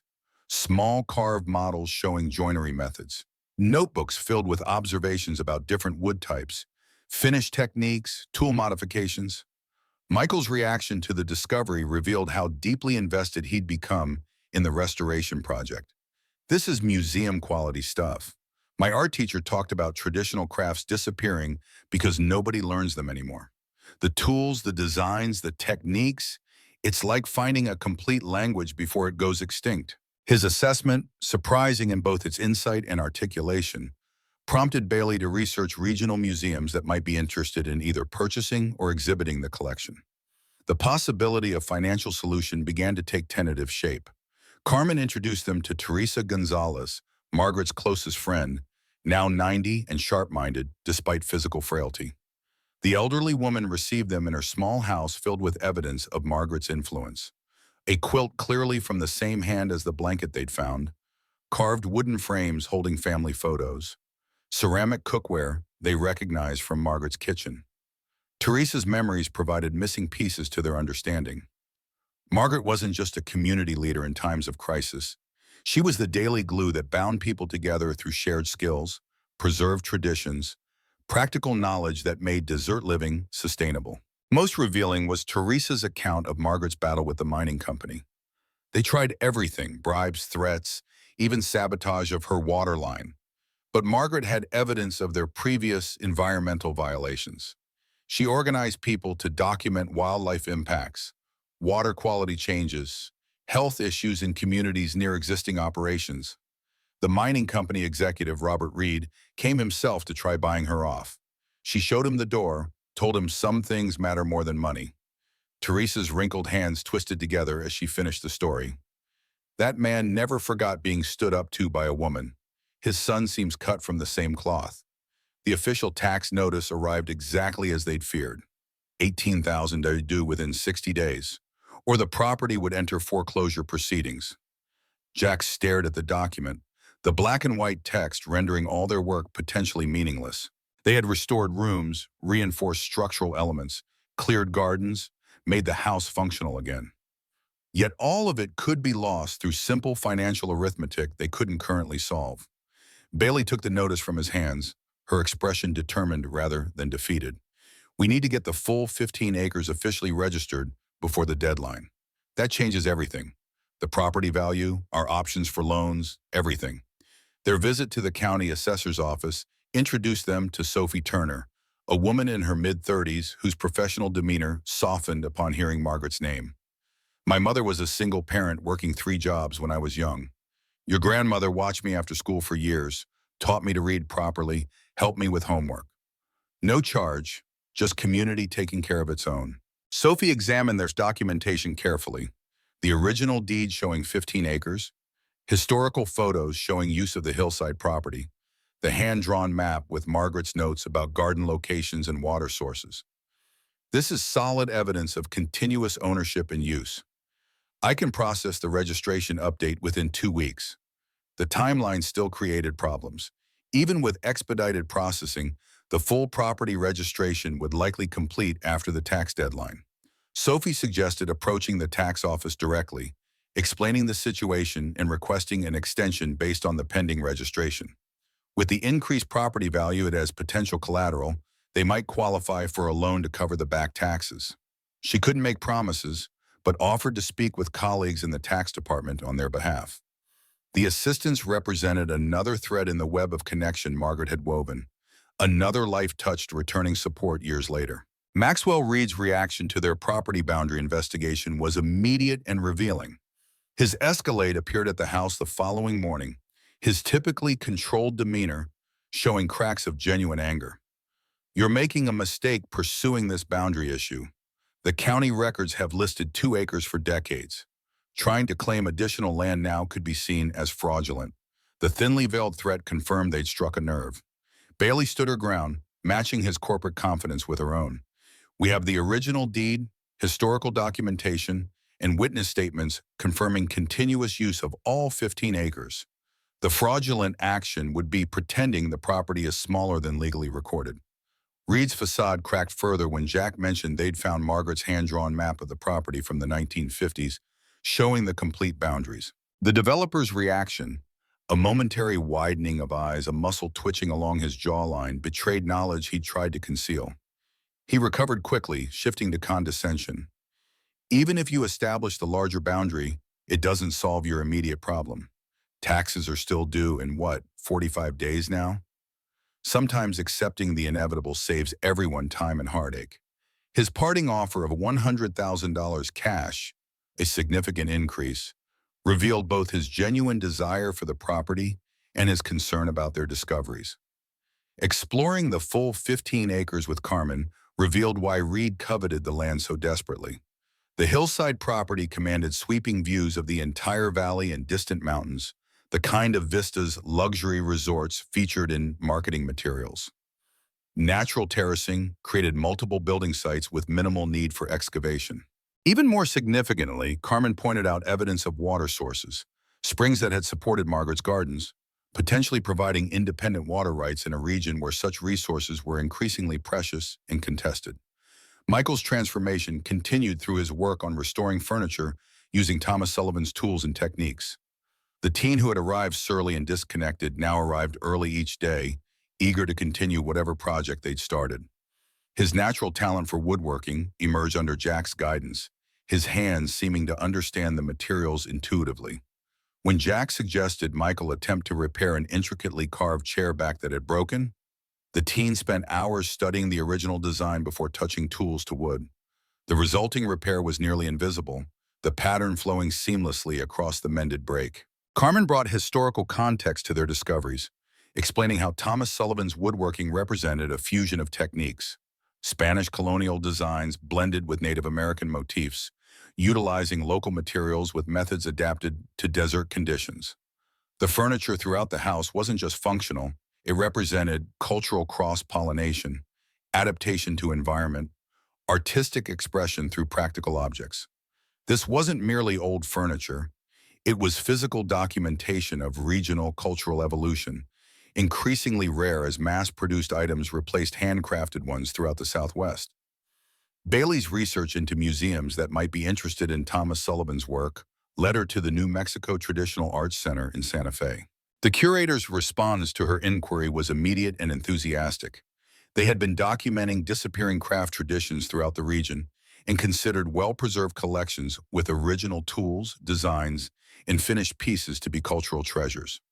The curator offered to visit personally to assess the collection, suggesting potential for either acquisition or a long-term exhibition relationship that could provide both financial compensation and educational opportunities. Town divisions deepened as Maxwell Reed intensified his campaign for community support. Flyers appeared throughout Copper Canyon promoting the economic benefits of the proposed resort, job creation estimates, tax revenue projections, infrastructure improvements. Local business owners faced increasing pressure to publicly back the development, with hints that future business relationships could depend on their position.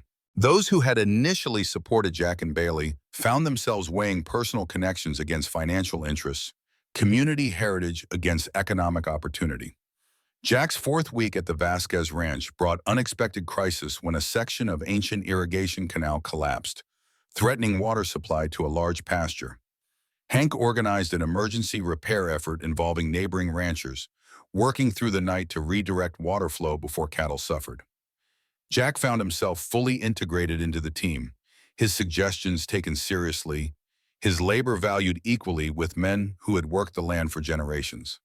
The collaborative effort, strangers 2 months ago now working in coordinated harmony toward common purpose, crystallized everything Margaret had tried to build in this community.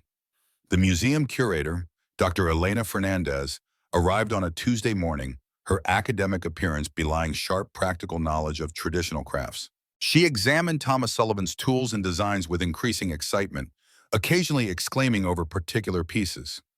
This chisel, hand-forged, probably 1920s. And these planes, the blade angles are specifically modified for hardwoods available in this region. The complete collection represents an unbroken lineage of Spanish-American woodworking adapted to southwestern conditions. Few such comprehensive collections remain intact, most having been broken up among family members or sold piecemeal to collectors. Dr. Fernandez's assessment exceeded their most optimistic hopes. The museum would offer $25,000 for a one-year exhibition loan of the complete collection, with additional compensation for Jack to serve as demonstrator of techniques during special events. More importantly, she proposed a long-term relationship. The collection would return to Copper Canyon after the exhibition year, with the museum helping establish a permanent educational workshop on the property. Visitors would come specifically to learn traditional techniques, creating sustainable income while preserving cultural heritage rather than destroying it through development. The town council meeting became the flashpoint for community tensions. Maxwell Reed presented refined plans for Copper Canyon Resort, the digital renderings showing luxurious accommodations nestled against desert landscapes, promising economic revitalization through tourism. His presentation emphasized sustainability, cultural sensitivity, and community benefits. Though careful listeners noted these promises remained vague, while economic projections received specific numbers and timelines. Several business owners spoke in support, their testimonials clearly rehearsed, but reflecting genuine hope for increased prosperity. Jack hadn't planned to speak at the meeting, but found himself standing when Reed displayed a slide showing development phases, with Margaret's property marked as Phase 1 acquisition, with a specific dollar amount budgeted. The deliberate misrepresentation demanded response. My family's property is not available at any price. Reed's practiced smile remained, but his eyes hardened. The proposed resort would bring moss, tax revenue, infrastructure improvements. One family shouldn't stand in the way of community progress. The room divided visibly, nods of agreement from some, expressions of support from others. The personal dispute had fully transformed into competing visions for the town's future. Teresa Gonzalez arrived halfway through the meeting, her entrance causing immediate ripples as community members helped her to a seat at the front. When the elderly woman raised her hand to speak, even Reed didn't dare interrupt the town's most respected elder. Teresa's voice carried surprising strength as she addressed the council. Margaret Sullivan protected our water when the mining company, owned by Maxwell's father, tried to poison it for profit. Now his son wants us to believe he cares about this community? The silence following her accusation hung heavy as attendees processed the connection many hadn't known existed. Reed attempted damage control, dismissing Teresa's claims as ancient history unrelated to current development plans. His response triggered Michael to stand unexpectedly, the teenager's typical reticence transformed by weeks working on the Sullivan property. I've been restoring furniture at Margaret Sullivan's house that tells our region's actual history. Spanish, Native American, Anglo techniques all combined. We're losing these traditions while chasing outside money that never seems to benefit regular people. The boy's articulate passion surprised everyone, particularly his grandmother in the third row, whose expression showed equal parts confusion and pride at this unfamiliar version of her troubled grandson. Carmen provided factual foundation to these emotional appeals, presenting historical documentation of previous redevelopment projects in other communities.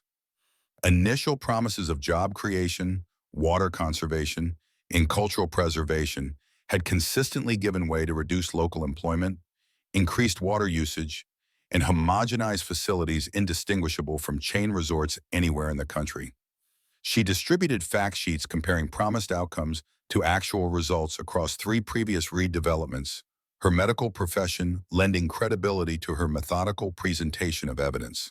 The council meeting ended without resolution, the community clearly divided between economic opportunity and cultural preservation. Reed's team departed quickly, their confident demeanor somewhat diminished by unexpected opposition. Outside the town hall, supporters from both sides continued discussions, some heated, others genuinely curious about opposing viewpoints. Jack found himself surrounded by residents asking questions about their restoration efforts, their plans for the property, whether sustainable economic activity was possible without corporate development. The conversation had shifted from private property rights to community identity and self-determination. That evening, returning to Margaret's house, now functionally habitable, though far from fully restored, Jack and Bailey sat on the porch steps watching the sunset paint the desert in amber and gold. The day had crystallized the true nature of their inheritance, not just land and buildings, but responsibility to a community, continuation of traditions, protection of resources. Margaret hadn't simply left them property. She'd passed along her position in an ongoing struggle between competing visions of progress, immediate profit versus sustainable stewardship, outside development versus local control, standardization versus cultural distinctiveness. Michael arrived the following morning with surprising news. 4 more teenagers wanted to learn woodworking techniques, friends he'd told about the restoration work, the vintage tools, the museum's interest in traditional crafts. They waited nervously at the edge of the property, uncertain of their welcome but drawn by Michael's uncharacteristic enthusiasm for something school-related. Jack watched the teens' transformation from sullen delinquent to passionate advocate, recognizing how completely Margaret's legacy continued reshaping lives decades after she had first created this place of learning, sharing, and preservation. Bailey's discovery in the county archives provided the final piece of historical context. Reed Development's current water usage applications requested rights significantly beyond resort requirements, enough to support potential mining operations in adjacent properties the company had quietly acquired through subsidiaries. Maxwell wasn't just continuing his father's business. He was pursuing the same extractive agenda Margaret had successfully blocked decades earlier, merely disguised behind luxury accommodations and economic development promises. The resort wasn't the goal. It was the Trojan horse for resource extraction that would affect the entire watershed.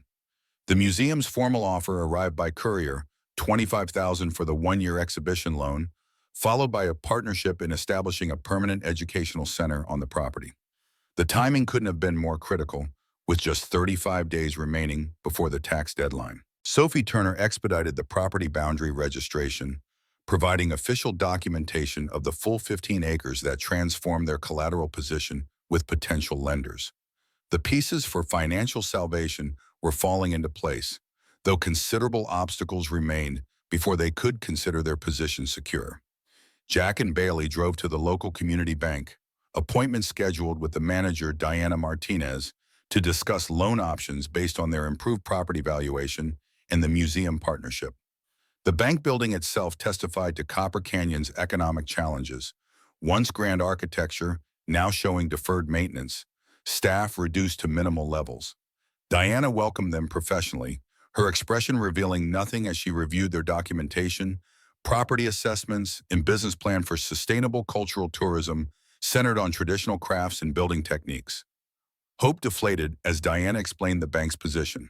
While their paperwork was impressive and the museum partnership added credibility, the bank's loan committee remained conservative after several regional business failures. More significantly, Maxwell Reed served on the bank's board of directors, creating unavoidable conflict of interest regarding property he had publicly expressed interest in acquiring. Her personal sympathy couldn't override institutional constraints. The loan application would likely be rejected regardless of its merits. 28 days remained before the tax deadline when they received formal notice that the 15-acre property boundaries had been officially registered with the county. The increased valuation immediately triggered interest from 2 regional banks, neither with connections to Reed Development, offering potential financing options.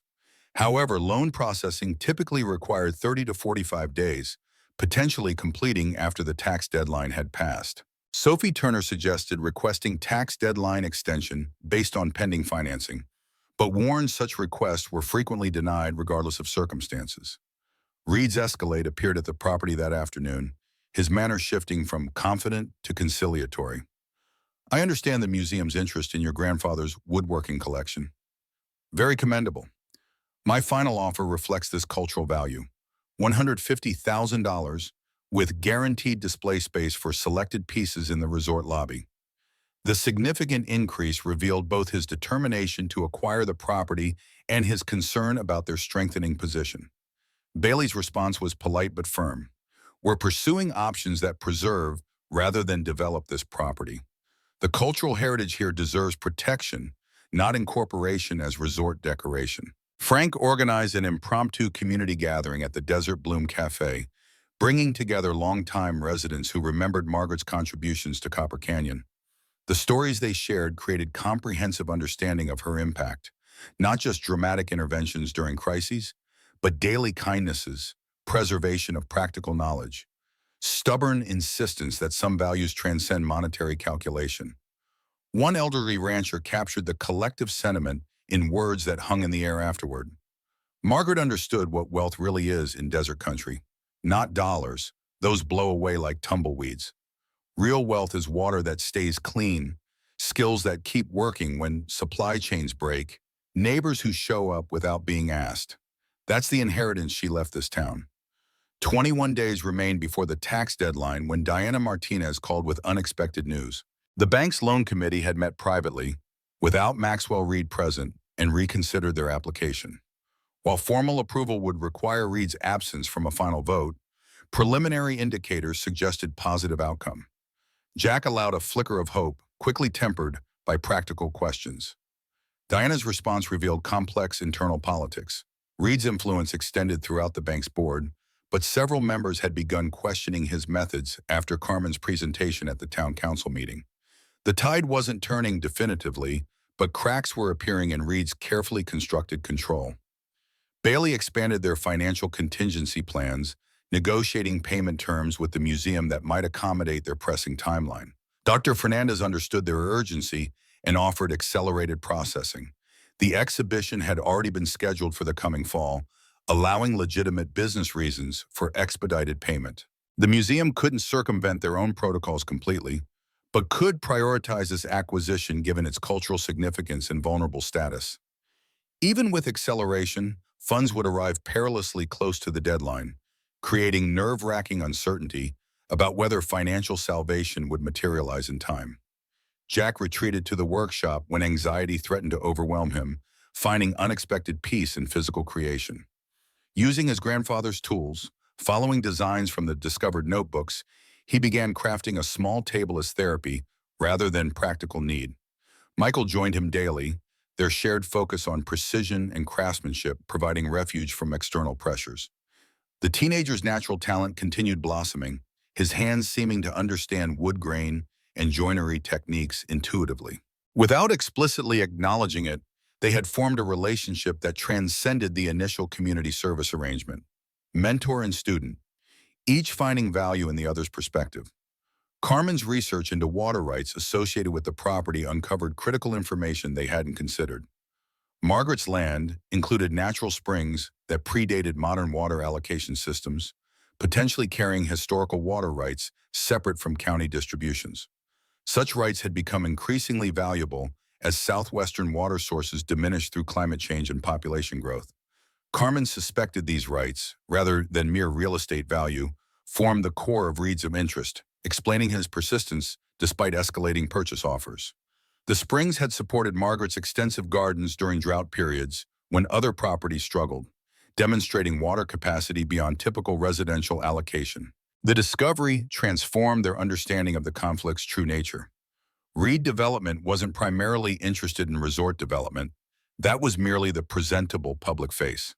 The company had been systematically acquiring water rights throughout the watershed, positioning for control of increasingly scarce resources that would command premium prices in coming decades.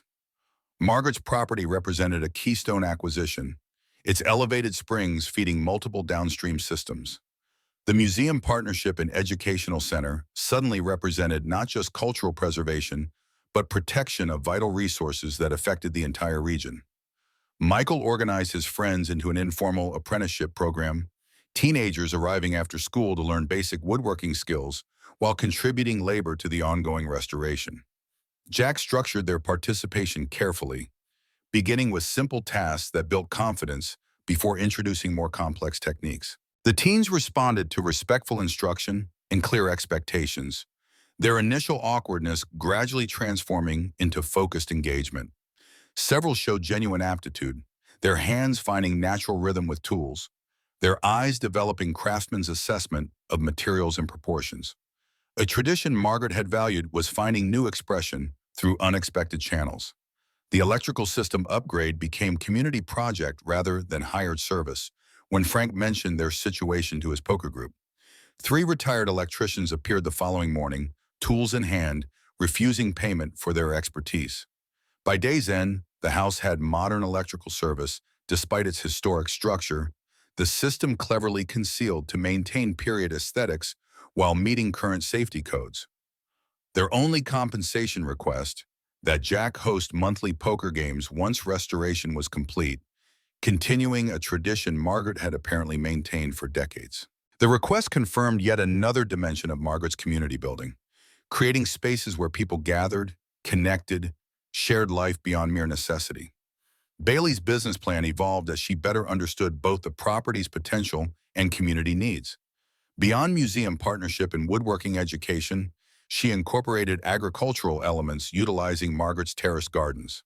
Carmen introduced her to regional experts in desert agriculture and water conservation, traditional techniques that had sustained communities in arid environments for centuries before industrial agriculture.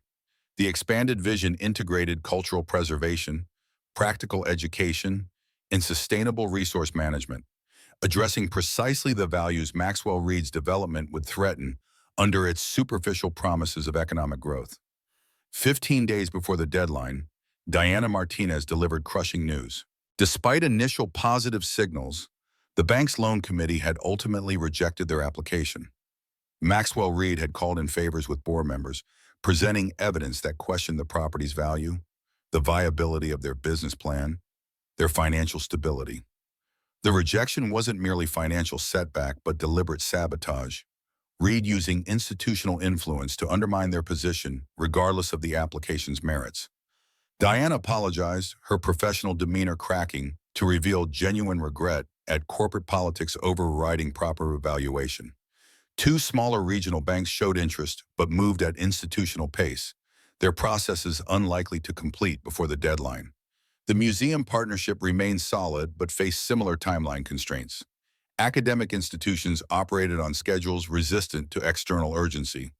Bailey contacted the county tax office directly, requesting deadline extension based on pending partnerships and financing. The response was bureaucratically inflexible. Extensions required demonstrated financial commitment, not merely potential arrangements.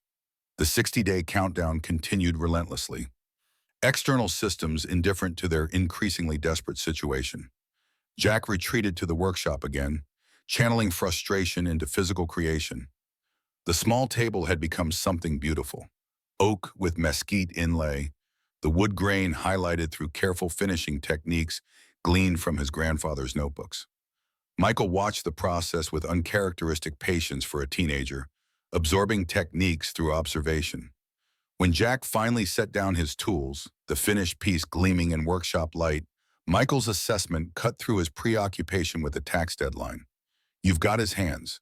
The words were simple but landed with unexpected weight. Genetic connection transcending the generations. Craft wisdom traveling through blood and bone despite decades of separation. Maxwell Reed's Escalade appeared that afternoon, the developer's demeanor suggesting he already knew about the loan rejection. His final offer reflected confidence in their weakened position. $200,000 cash, closing within 10 days, sufficient to clear tax debt with substantial remainder. The amount would solve their immediate financial crisis, even provide cushion for starting over elsewhere. Reed's carefully neutral expression couldn't fully mask triumph as he presented documents already prepared for signature. His certainty that financial pressure would ultimately force capitulation had apparently been justified by events. Jack found himself genuinely tempted for the first time.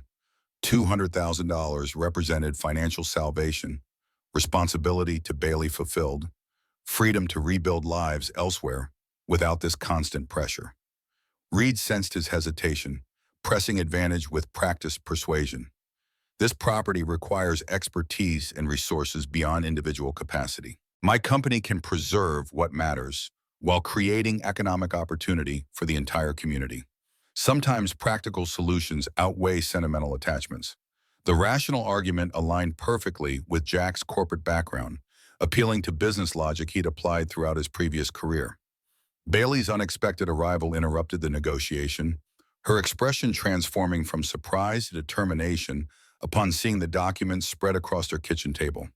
Her counter to Reed was neither emotional appeal nor outright rejection, but calculated business assessment. Your offer undervalues the property significantly now that water rights have been verified. Independent appraisal, including historical water rights, would likely exceed $500,000. Reed's momentary expression shift confirmed her strategy had landed effectively.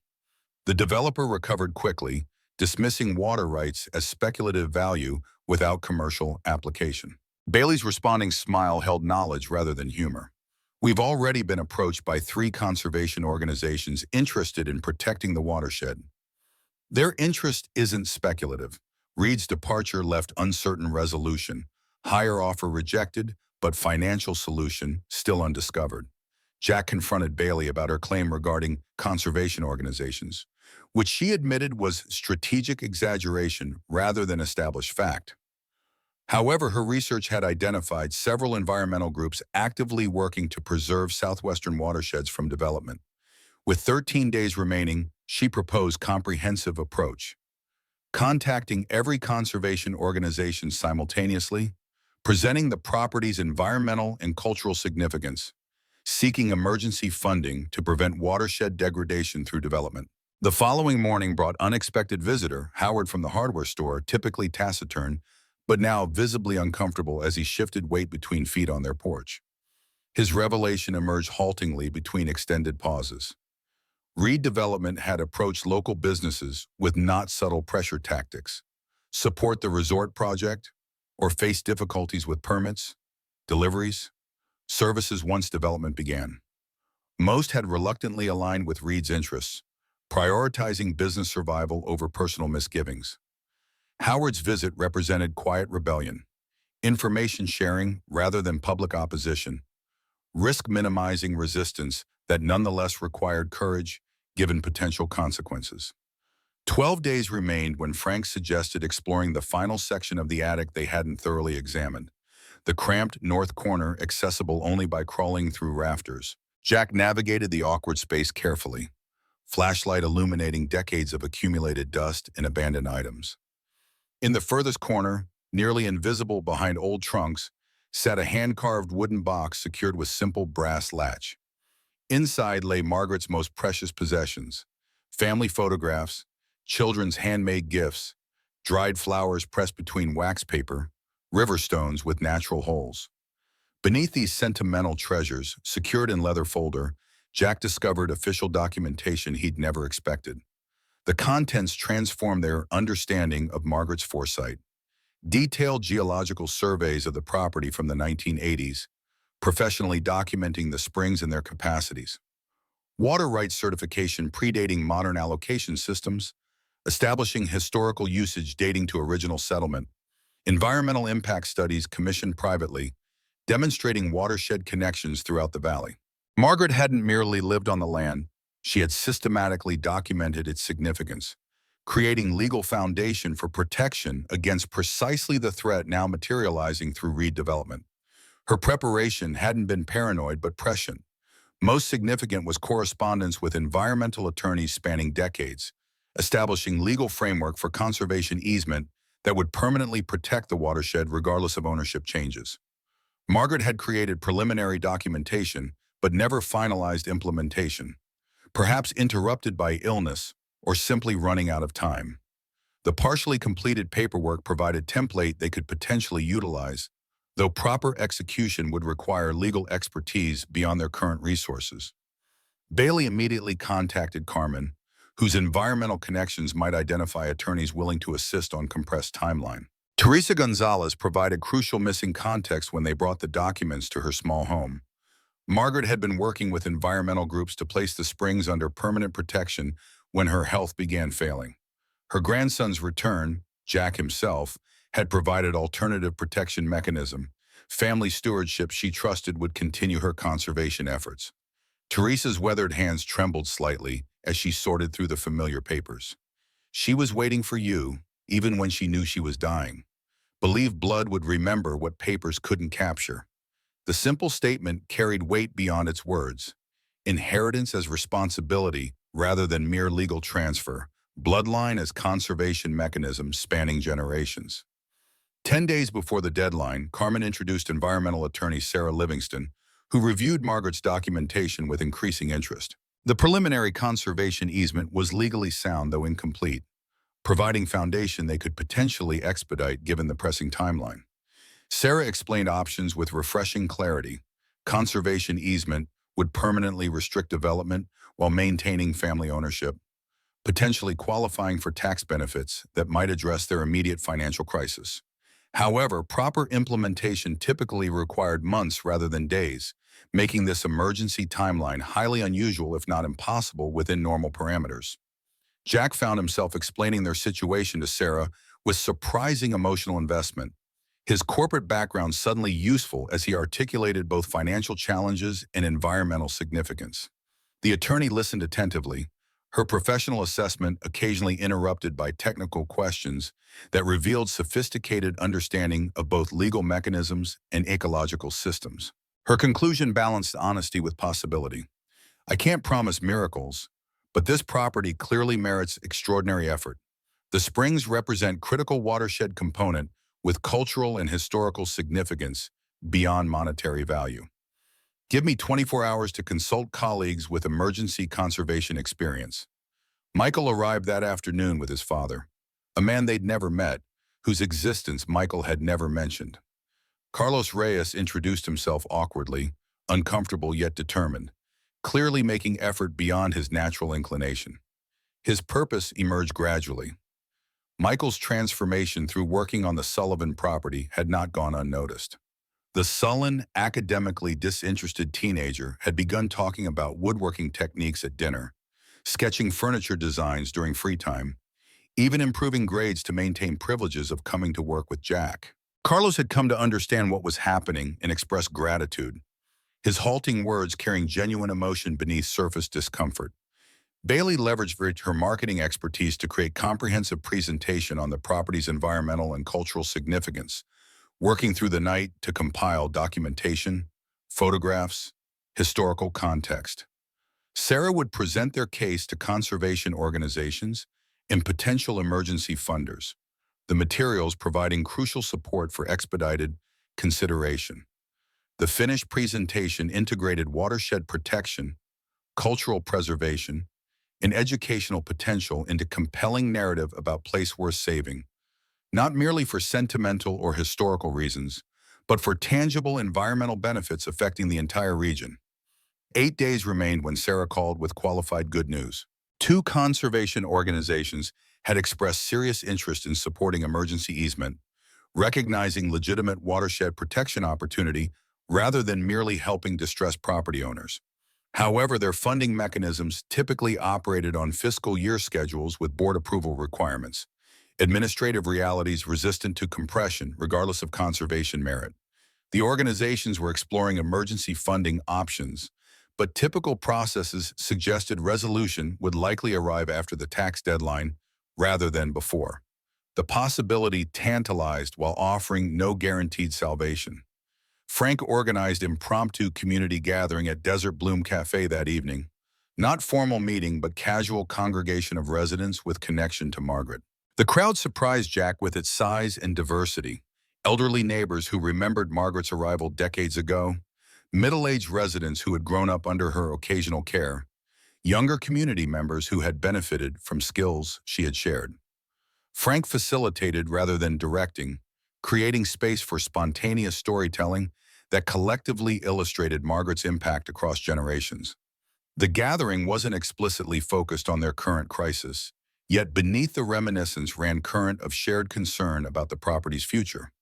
Jack found himself sharing the conservation easement possibility, explaining its permanent protection of the watershed that served the entire community.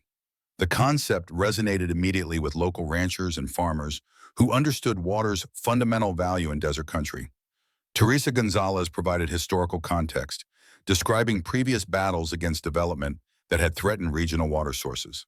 Without explicit coordination, the gathering gradually transformed from remembrance to strategy session, community members offering specific assistance toward implementation. Legal expertise, technical documentation, political connections with county officials. Margaret's legacy manifested through collective problem-solving, her community-building efforts yielding practical support decades after initial investment. 7 days before the deadline, Sarah returned with conservation specialist and hydrologist to document the spring's current condition, establishing baseline for easement requirements. The professional assessment exceeded expectations. The springs demonstrated exceptional water quality and sustainable flow rates, with geological features that naturally filtered contaminants. More significantly, the specialists identified endangered riparian microecosystems supported by the springs, providing additional conservation justification beyond mere water resources. The property's environmental value substantially exceeded typical residential holdings, confirming Margaret's understanding decades before formal assessment. Bailey worked with Sarah to prepare official conservation easement documentation, the process normally requiring months compressed into days through extraordinary effort. Carmen contributed crucial local knowledge, identifying downstream connections between Margaret Springs and agricultural areas serving multiple families. Howard surprised them by providing historical water usage records his father had maintained for decades, documenting regional patterns that strengthened their case for watershed protection. Even Diana Martinez quietly supplied regional property valuations supporting tax deduction calculations, her official position at the bank balanced against personal support for conservation efforts. 6 days before the deadline, Maxwell Reed appeared at a county commissioners meeting, presenting formal complaint about improper boundary adjustments and potential water rights misrepresentation.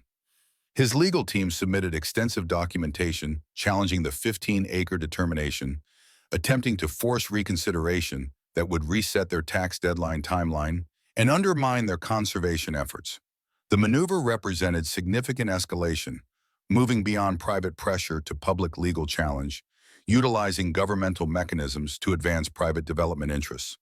The commissioners agreed to review the complaint, potentially introducing additional complications to their already precarious timeline. Jack confronted unexpected emotional turbulence as external pressures mounted, not mere anxiety about potential failure, but deeper wrestling with personal identity. His corporate career had trained him to value efficiency, measurable outcomes, rational decision-making, uncomplicated by sentimental considerations. Yet here he stood, fighting desperately for property whose value couldn't be fully captured on balance sheets, whose significance transcended financial calculations. The internal conflict wasn't simply practical crisis, but fundamental reassessment of values that had guided his adult life. Margaret's journal provided unexpected guidance through entry he hadn't previously discovered. Success isn't measured by what you acquire, but by what you protect and nurture. The simplicity cut through his confusion, crystallizing purpose beyond immediate financial concerns. 5 days remained when Sarah arrived with conservation partners, expressions suggesting news they weren't certain how to categorize. The organizations had identified emergency funding mechanism that could potentially address their tax deadline. Specialized foundation focused on southwestern watershed protection with discretionary funds specifically designated for time-sensitive conservation opportunities. The foundation representative would arrive tomorrow for site inspection, the property potentially qualifying under several priority categories. The possibility offered tentative hope while introducing new pressure. This inspection represented perhaps their final opportunity for resolution before foreclosure proceedings began. Maxwell Reed evidently maintained sources within conservation circles.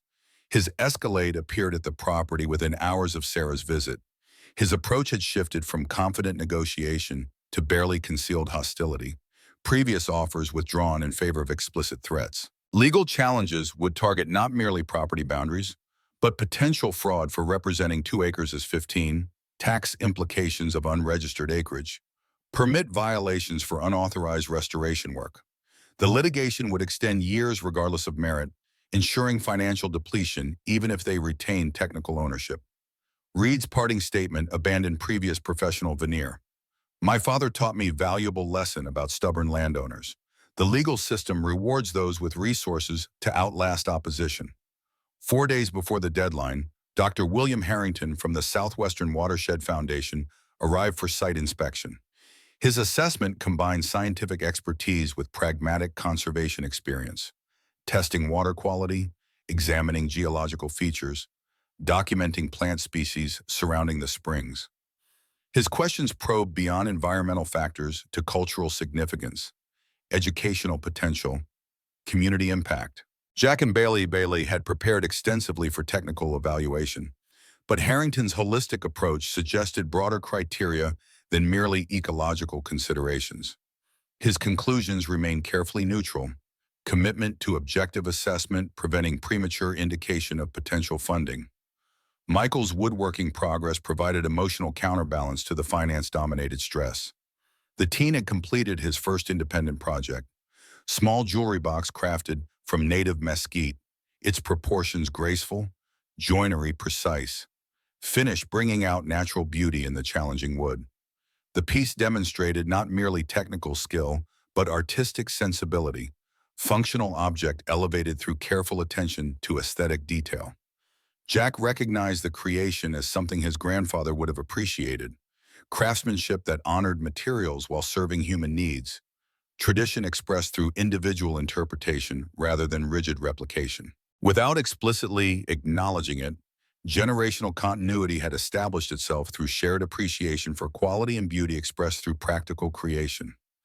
3 days remained when Harrington returned with Sarah and conservation partners, their expressions carefully moderated but body language suggesting positive development.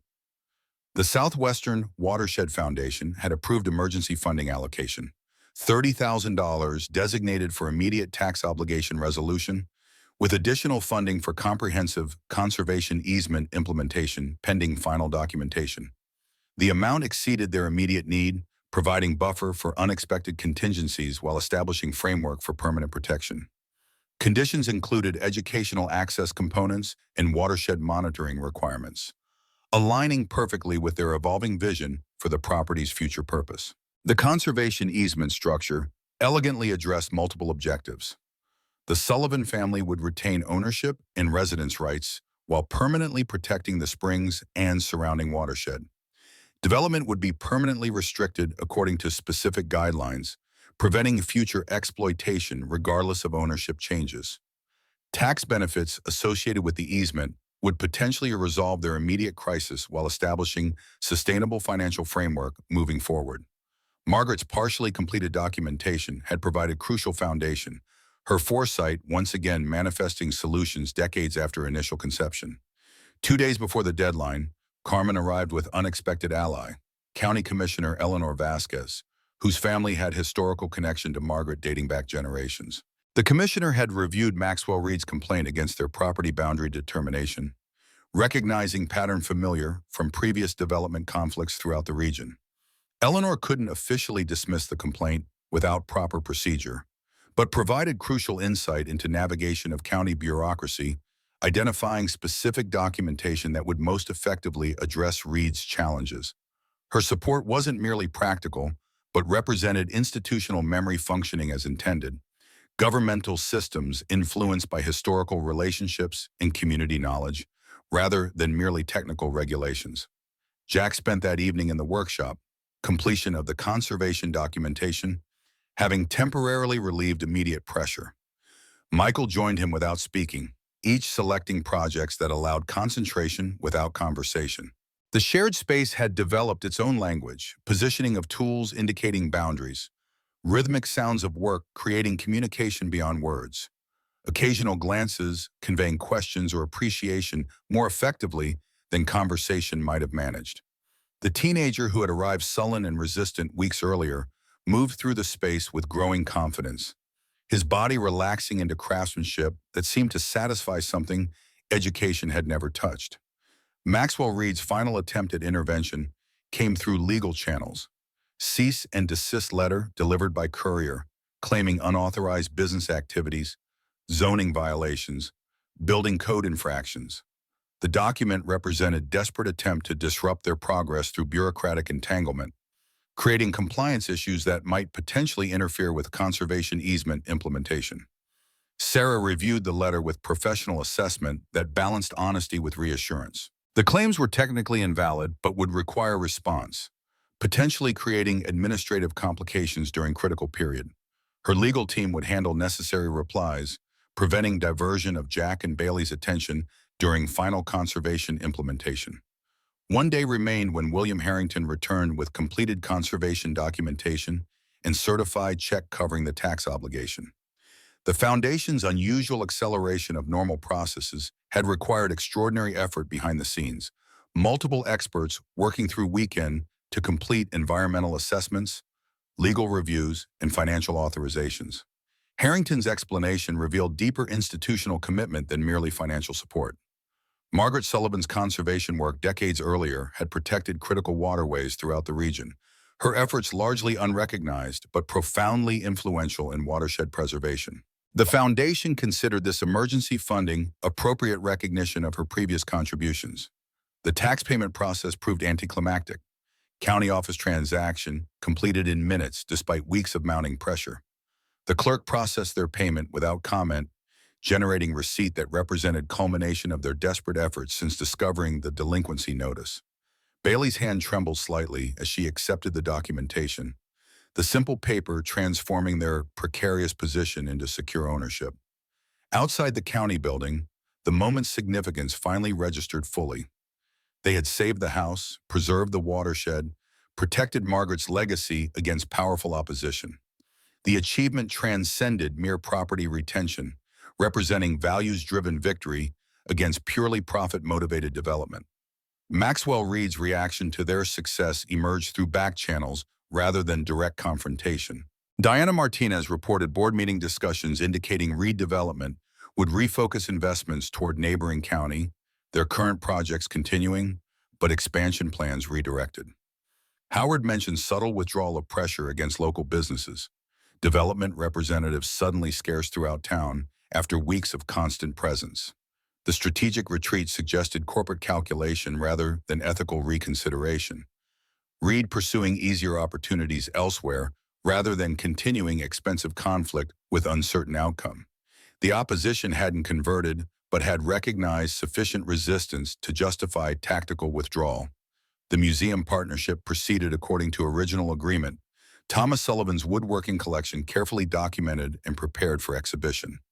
De Fernandez brought professional photographer to capture tools, designs, and finished pieces in their original context before temporary relocation to museum facilities. The documentation process itself provided educational opportunity, Michael and his friends observing proper handling techniques for historical artifacts, learning preservation methods alongside woodworking skills. The knowledge transfer represented exactly the educational component Margaret had valued. Practical wisdom passing to younger generation through direct experience rather than abstract instruction. 1 month after resolving the tax crisis, they hosted official opening of Sullivan Educational Workshop, modest ceremony celebrating completion of basic restoration and formal establishment of teaching facility. The event brought together diverse supporters who had contributed to their success, conservation partners whose funding had saved the property, community members whose knowledge had guided restoration, teenagers whose labor had accelerated progress while learning traditional skills. Frank and Beatrice were honored as first official guests, their consistent support having provided foundation when institutional systems had failed. The celebration recognized achievement while acknowledging ongoing work ahead. Restoration continuing, educational programs developing, watershed protection requiring permanent stewardship. Carmen's involvement evolved from occasional visitor to program partner, her knowledge of regional cultural history providing crucial context for traditional crafts preservation. Her professional nursing background contributed unexpected dimension, documenting health benefits of traditional building methods compared to modern materials, natural temperature regulation reducing energy consumption, non-toxic materials improving indoor air quality. The integration of environmental, cultural, and health considerations created multidimensional educational approach that attracted diverse participants and potential funding sources. Their collaboration developed naturally through shared purpose rather than formal arrangement, practical partnership based on complementary knowledge and mutual respect. The woodworking apprenticeship program formally launched with 6 students, including Michael, curriculum combining traditional techniques with contemporary applications. Jack structured progressive skill development, beginning with fundamental tool handling, before advancing to joinery methods, wood selection, and design principles. Each student created personal project demonstrating mastered techniques, developing portfolio while producing functional items. The workshop atmosphere balanced serious craftsmanship with supportive community, teenagers responding to environment where their efforts received genuine respect rather than condescension. Michael's transformation from reluctant participant to passionate craftsman illustrated the program's potential beyond mere skill transmission. Raymond Martinez contributed crucial component by teaching traditional adobe restoration techniques, ensuring building preservation methods continued alongside woodworking traditions. His decades of experience provided irreplaceable knowledge, proper soil composition for adobe bricks, natural waterproofing methods using local materials, seasonal maintenance practices developed through generations of desert dwelling. The integrated curriculum honored interconnected nature of traditional knowledge, craftsmanship encompassing structure, furniture, and daily implements as comprehensive approach to creating sustainable human environments. Students learn not isolated skills, but holistic understanding of how built environments could work harmoniously with natural surroundings. 3 months after arriving at the seemingly abandoned adobe house, Jack and Bailey hosted their first official workshop for visitors beyond the local community. Participants arrived from neighboring states, drawn by unique combination of traditional craft instruction and watershed conservation education. The weekend program integrated hands-on woodworking experience with guided exploration of the springs and terraced gardens, demonstrating practical applications of sustainable design principles. Michael assisted as junior instructor, his natural talent for explanation matching his developing craftsmanship.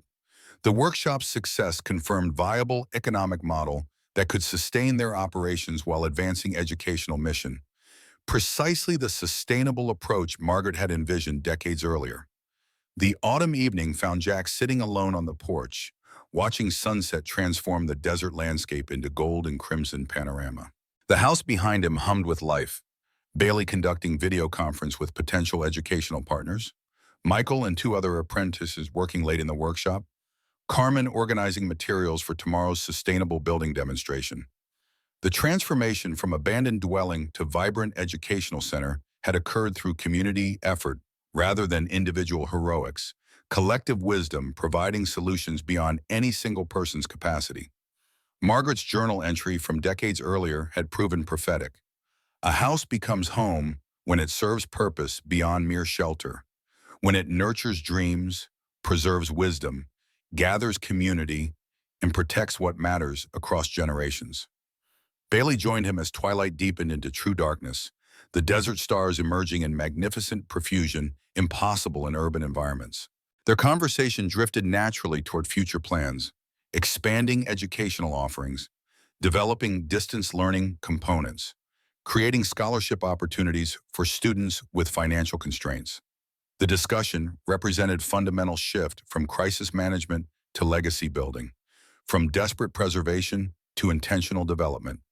Without explicitly acknowledging transition, they had moved from reluctant inheritors to committed stewards, accepting responsibility that extended beyond property ownership to cultural preservation and environmental protection.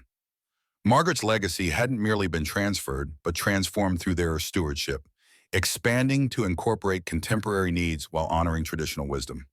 Frank's truck appeared on the horizon, dust trail marking its approach along the desert road.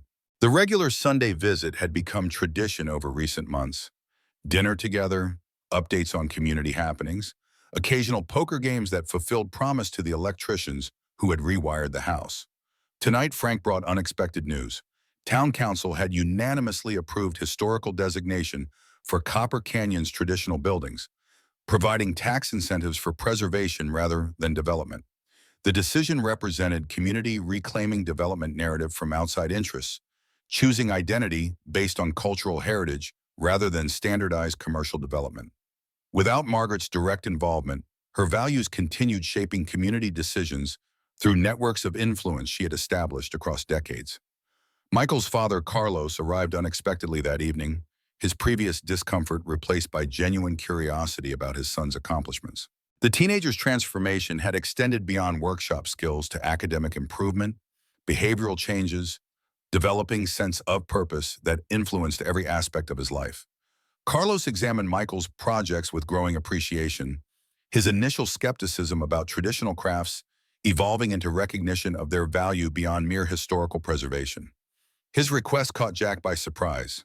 Carlos wanted to learn alongside his son, attending weekend workshops as student rather than parent, sharing experience that might bridge years of difficult relationship. The suggestion represented another dimension of Margaret's legacy, healing connections between generations through shared creation. The house restoration continued as ongoing process rather than finished achievement, each improvement revealing additional opportunities, each solution suggesting new possibilities. The property had transformed from burden to blessing, from desperate last resort to purposeful choice. Jack occasionally found himself pausing during daily activities, struck by unexpected parallels between his current life and the grandmother he had underestimated throughout his youth. Her practical wisdom, expressed through journal entries, demonstrated through building choices, embedded in community relationships, had proven more valuable than corporate strategies he had previously considered sophisticated. Without consciously planning transition, he had shifted from reluctant inheritor to grateful student, recognizing that Margaret had left him far more than adobe walls and weathered beams. Bailey's marketing experience provided unexpected foundation for educational program development, her corporate skills finding meaningful application in mission-driven context. The business plan she had initially created for financial survival evolved into a comprehensive framework for sustainable operations. Workshop fees balanced against scholarship opportunities, conservation partnerships providing operational support, educational grants funding program expansion. Her professional expertise combined with deepening appreciation for traditional knowledge, creating integrated approach that honored historical wisdom while utilizing contemporary tools. Without abandoning her professional identity, she had discovered purpose transcending mere career advancement, preservation work that would outlast quarterly profit reports or marketing campaign metrics. Maxwell Reed made final appearance 6 months after their tax crisis resolution, his escalade appearing unexpectedly one Tuesday morning. His demeanor had shifted noticeably, corporate aggression replaced by what appeared genuine curiosity about their educational programs. Their interaction remained cautious but professional, history preventing easy reconciliation, yet shared interest in regional development, allowing limited common ground. Reed's questions about sustainable building methods suggested perspective shift rather than merely tactical approach. His observations about changing market preferences indicating potential business evolution rather than merely strategic repositioning. Without admitting previous error, he acknowledged potential validity in alternative development approaches that preserved regional distinctiveness rather than imposing standardized models. Their conversation revealed Reed Development's evolving focus, boutique cultural tourism rather than mass market resorts, restoration of historic properties rather than new construction, guided experiences of natural environments rather than artificial attractions. The market-driven evolution didn't represent ethical transformation, but practical adaptation to changing consumer preferences, travelers increasingly seeking authentic experiences rather than homogenized environments. Reed's parting comment balanced business perspective with unexpected philosophical depth. Lasting value emerges from what we protect and enhance, not what we replace and standardize. Success requires alignment with existing systems rather than imposition of external models. The observation could have come directly from Margaret's journal, wisdom transcending ideological differences through practical application. 1 year after arriving at the seemingly abandoned adobe house, Jack stood watching sunset from the hillside perspective that revealed the property's true character. The house below glowed with warm light from newly installed solar-powered system, the workshop humming with evening activity as apprentices completed projects before weekend exhibition. The terraced gardens had been partially restored, desert-adapted crops demonstrating sustainable agriculture methods appropriate to arid environments. The springs flowed clean and steady, permanently protected through conservation easement that would transcend individual ownership. The transformation represented not merely physical restoration, but philosophical evolution. Inheritance becoming stewardship, property becoming purpose, house becoming home. Bailey joined him on the hillside, their conversation reflecting on the journey from desperate last resort to meaningful vocation. The educational center had exceeded initial expectations, drawing participants from throughout the region for workshops combining traditional craftsmanship with sustainable building methods. Michael had developed into assistant instructor, his natural talent nurtured through mentorship that recognized potential beneath troubled exterior. Carmen had become essential partner, her knowledge of regional history providing crucial context for technical skills. The community that had initially viewed them with skepticism now celebrated their contribution to regional heritage preservation. Margaret's vision had manifested through collective effort rather than individual achievement, legacy continuing through shared purpose rather than merely blood relationship. The following morning brought unexpected visitor, Luis Ortiz and family, recently displaced when development company purchased apartment building where he had maintained and managed facilities for 15 years. The family faced temporary housing crisis while Luis sought new employment, his specialized maintenance skills suddenly unvalued in market shifting toward contracted services rather than dedicated employees. The situation echoed circumstances Margaret had repeatedly addressed throughout her lifetime. Community members facing displacement through economic forces beyond individual control, practical knowledge devalued through standardization, human needs subordinated to profit maximization. Without conscious planning, Jack and Bailey found themselves offering exactly what Margaret would have provided: temporary accommodation in newly restored guest quarters, potential employment, maintaining educational facilities, community connection during vulnerable transition. That evening, Jack sat at Margaret's kitchen table, now truly theirs as well, reading final passages from her journal, while Bailey prepared dinner using recipes from the wooden box discovered months earlier. Michael worked late in the workshop, completing display stand for upcoming exhibition of student projects. Carmen organized materials for weekend workshop on traditional building materials. The house hummed with purposeful activity, its walls once again containing lives devoted to meaningful work, sustainable practices, community connection. Margaret's final journal entry, written months before her death, seemed addressed directly to this moment across intervening years. A house outlives its builder only when filled with purpose larger than shelter. Walls protect more than bodies. They preserve wisdom, nurture creativity, gather community. My greatest hope is that these adobe bricks will someday contain new dreams, new knowledge, new connections, legacy measured not through my name, but through continuing service to what truly matters.